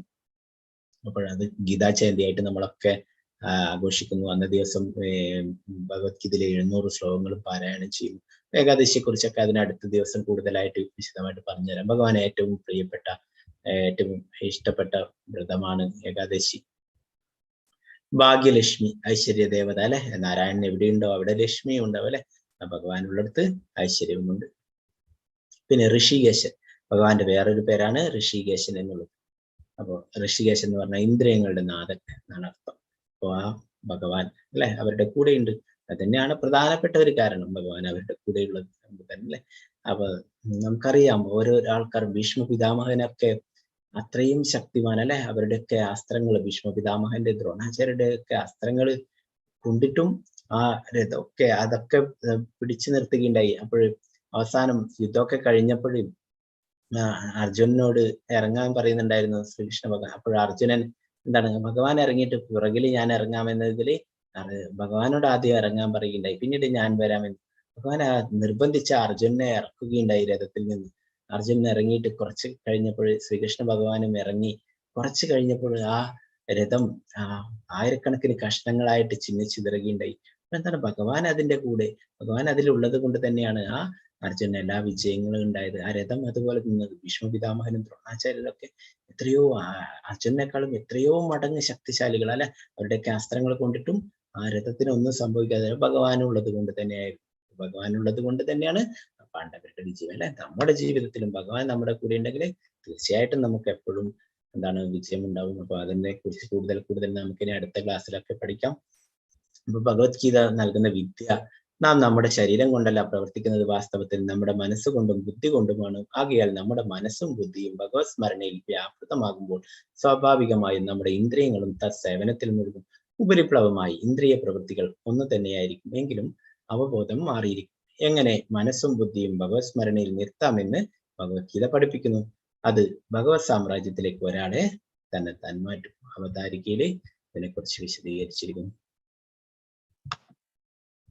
അപ്പൊ നമുക്ക് ഈ ഭഗവത്ഗീത കോഴ്സിന്റെ മെറ്റീരിയൽ നിങ്ങൾക്ക് ലഭിക്കും.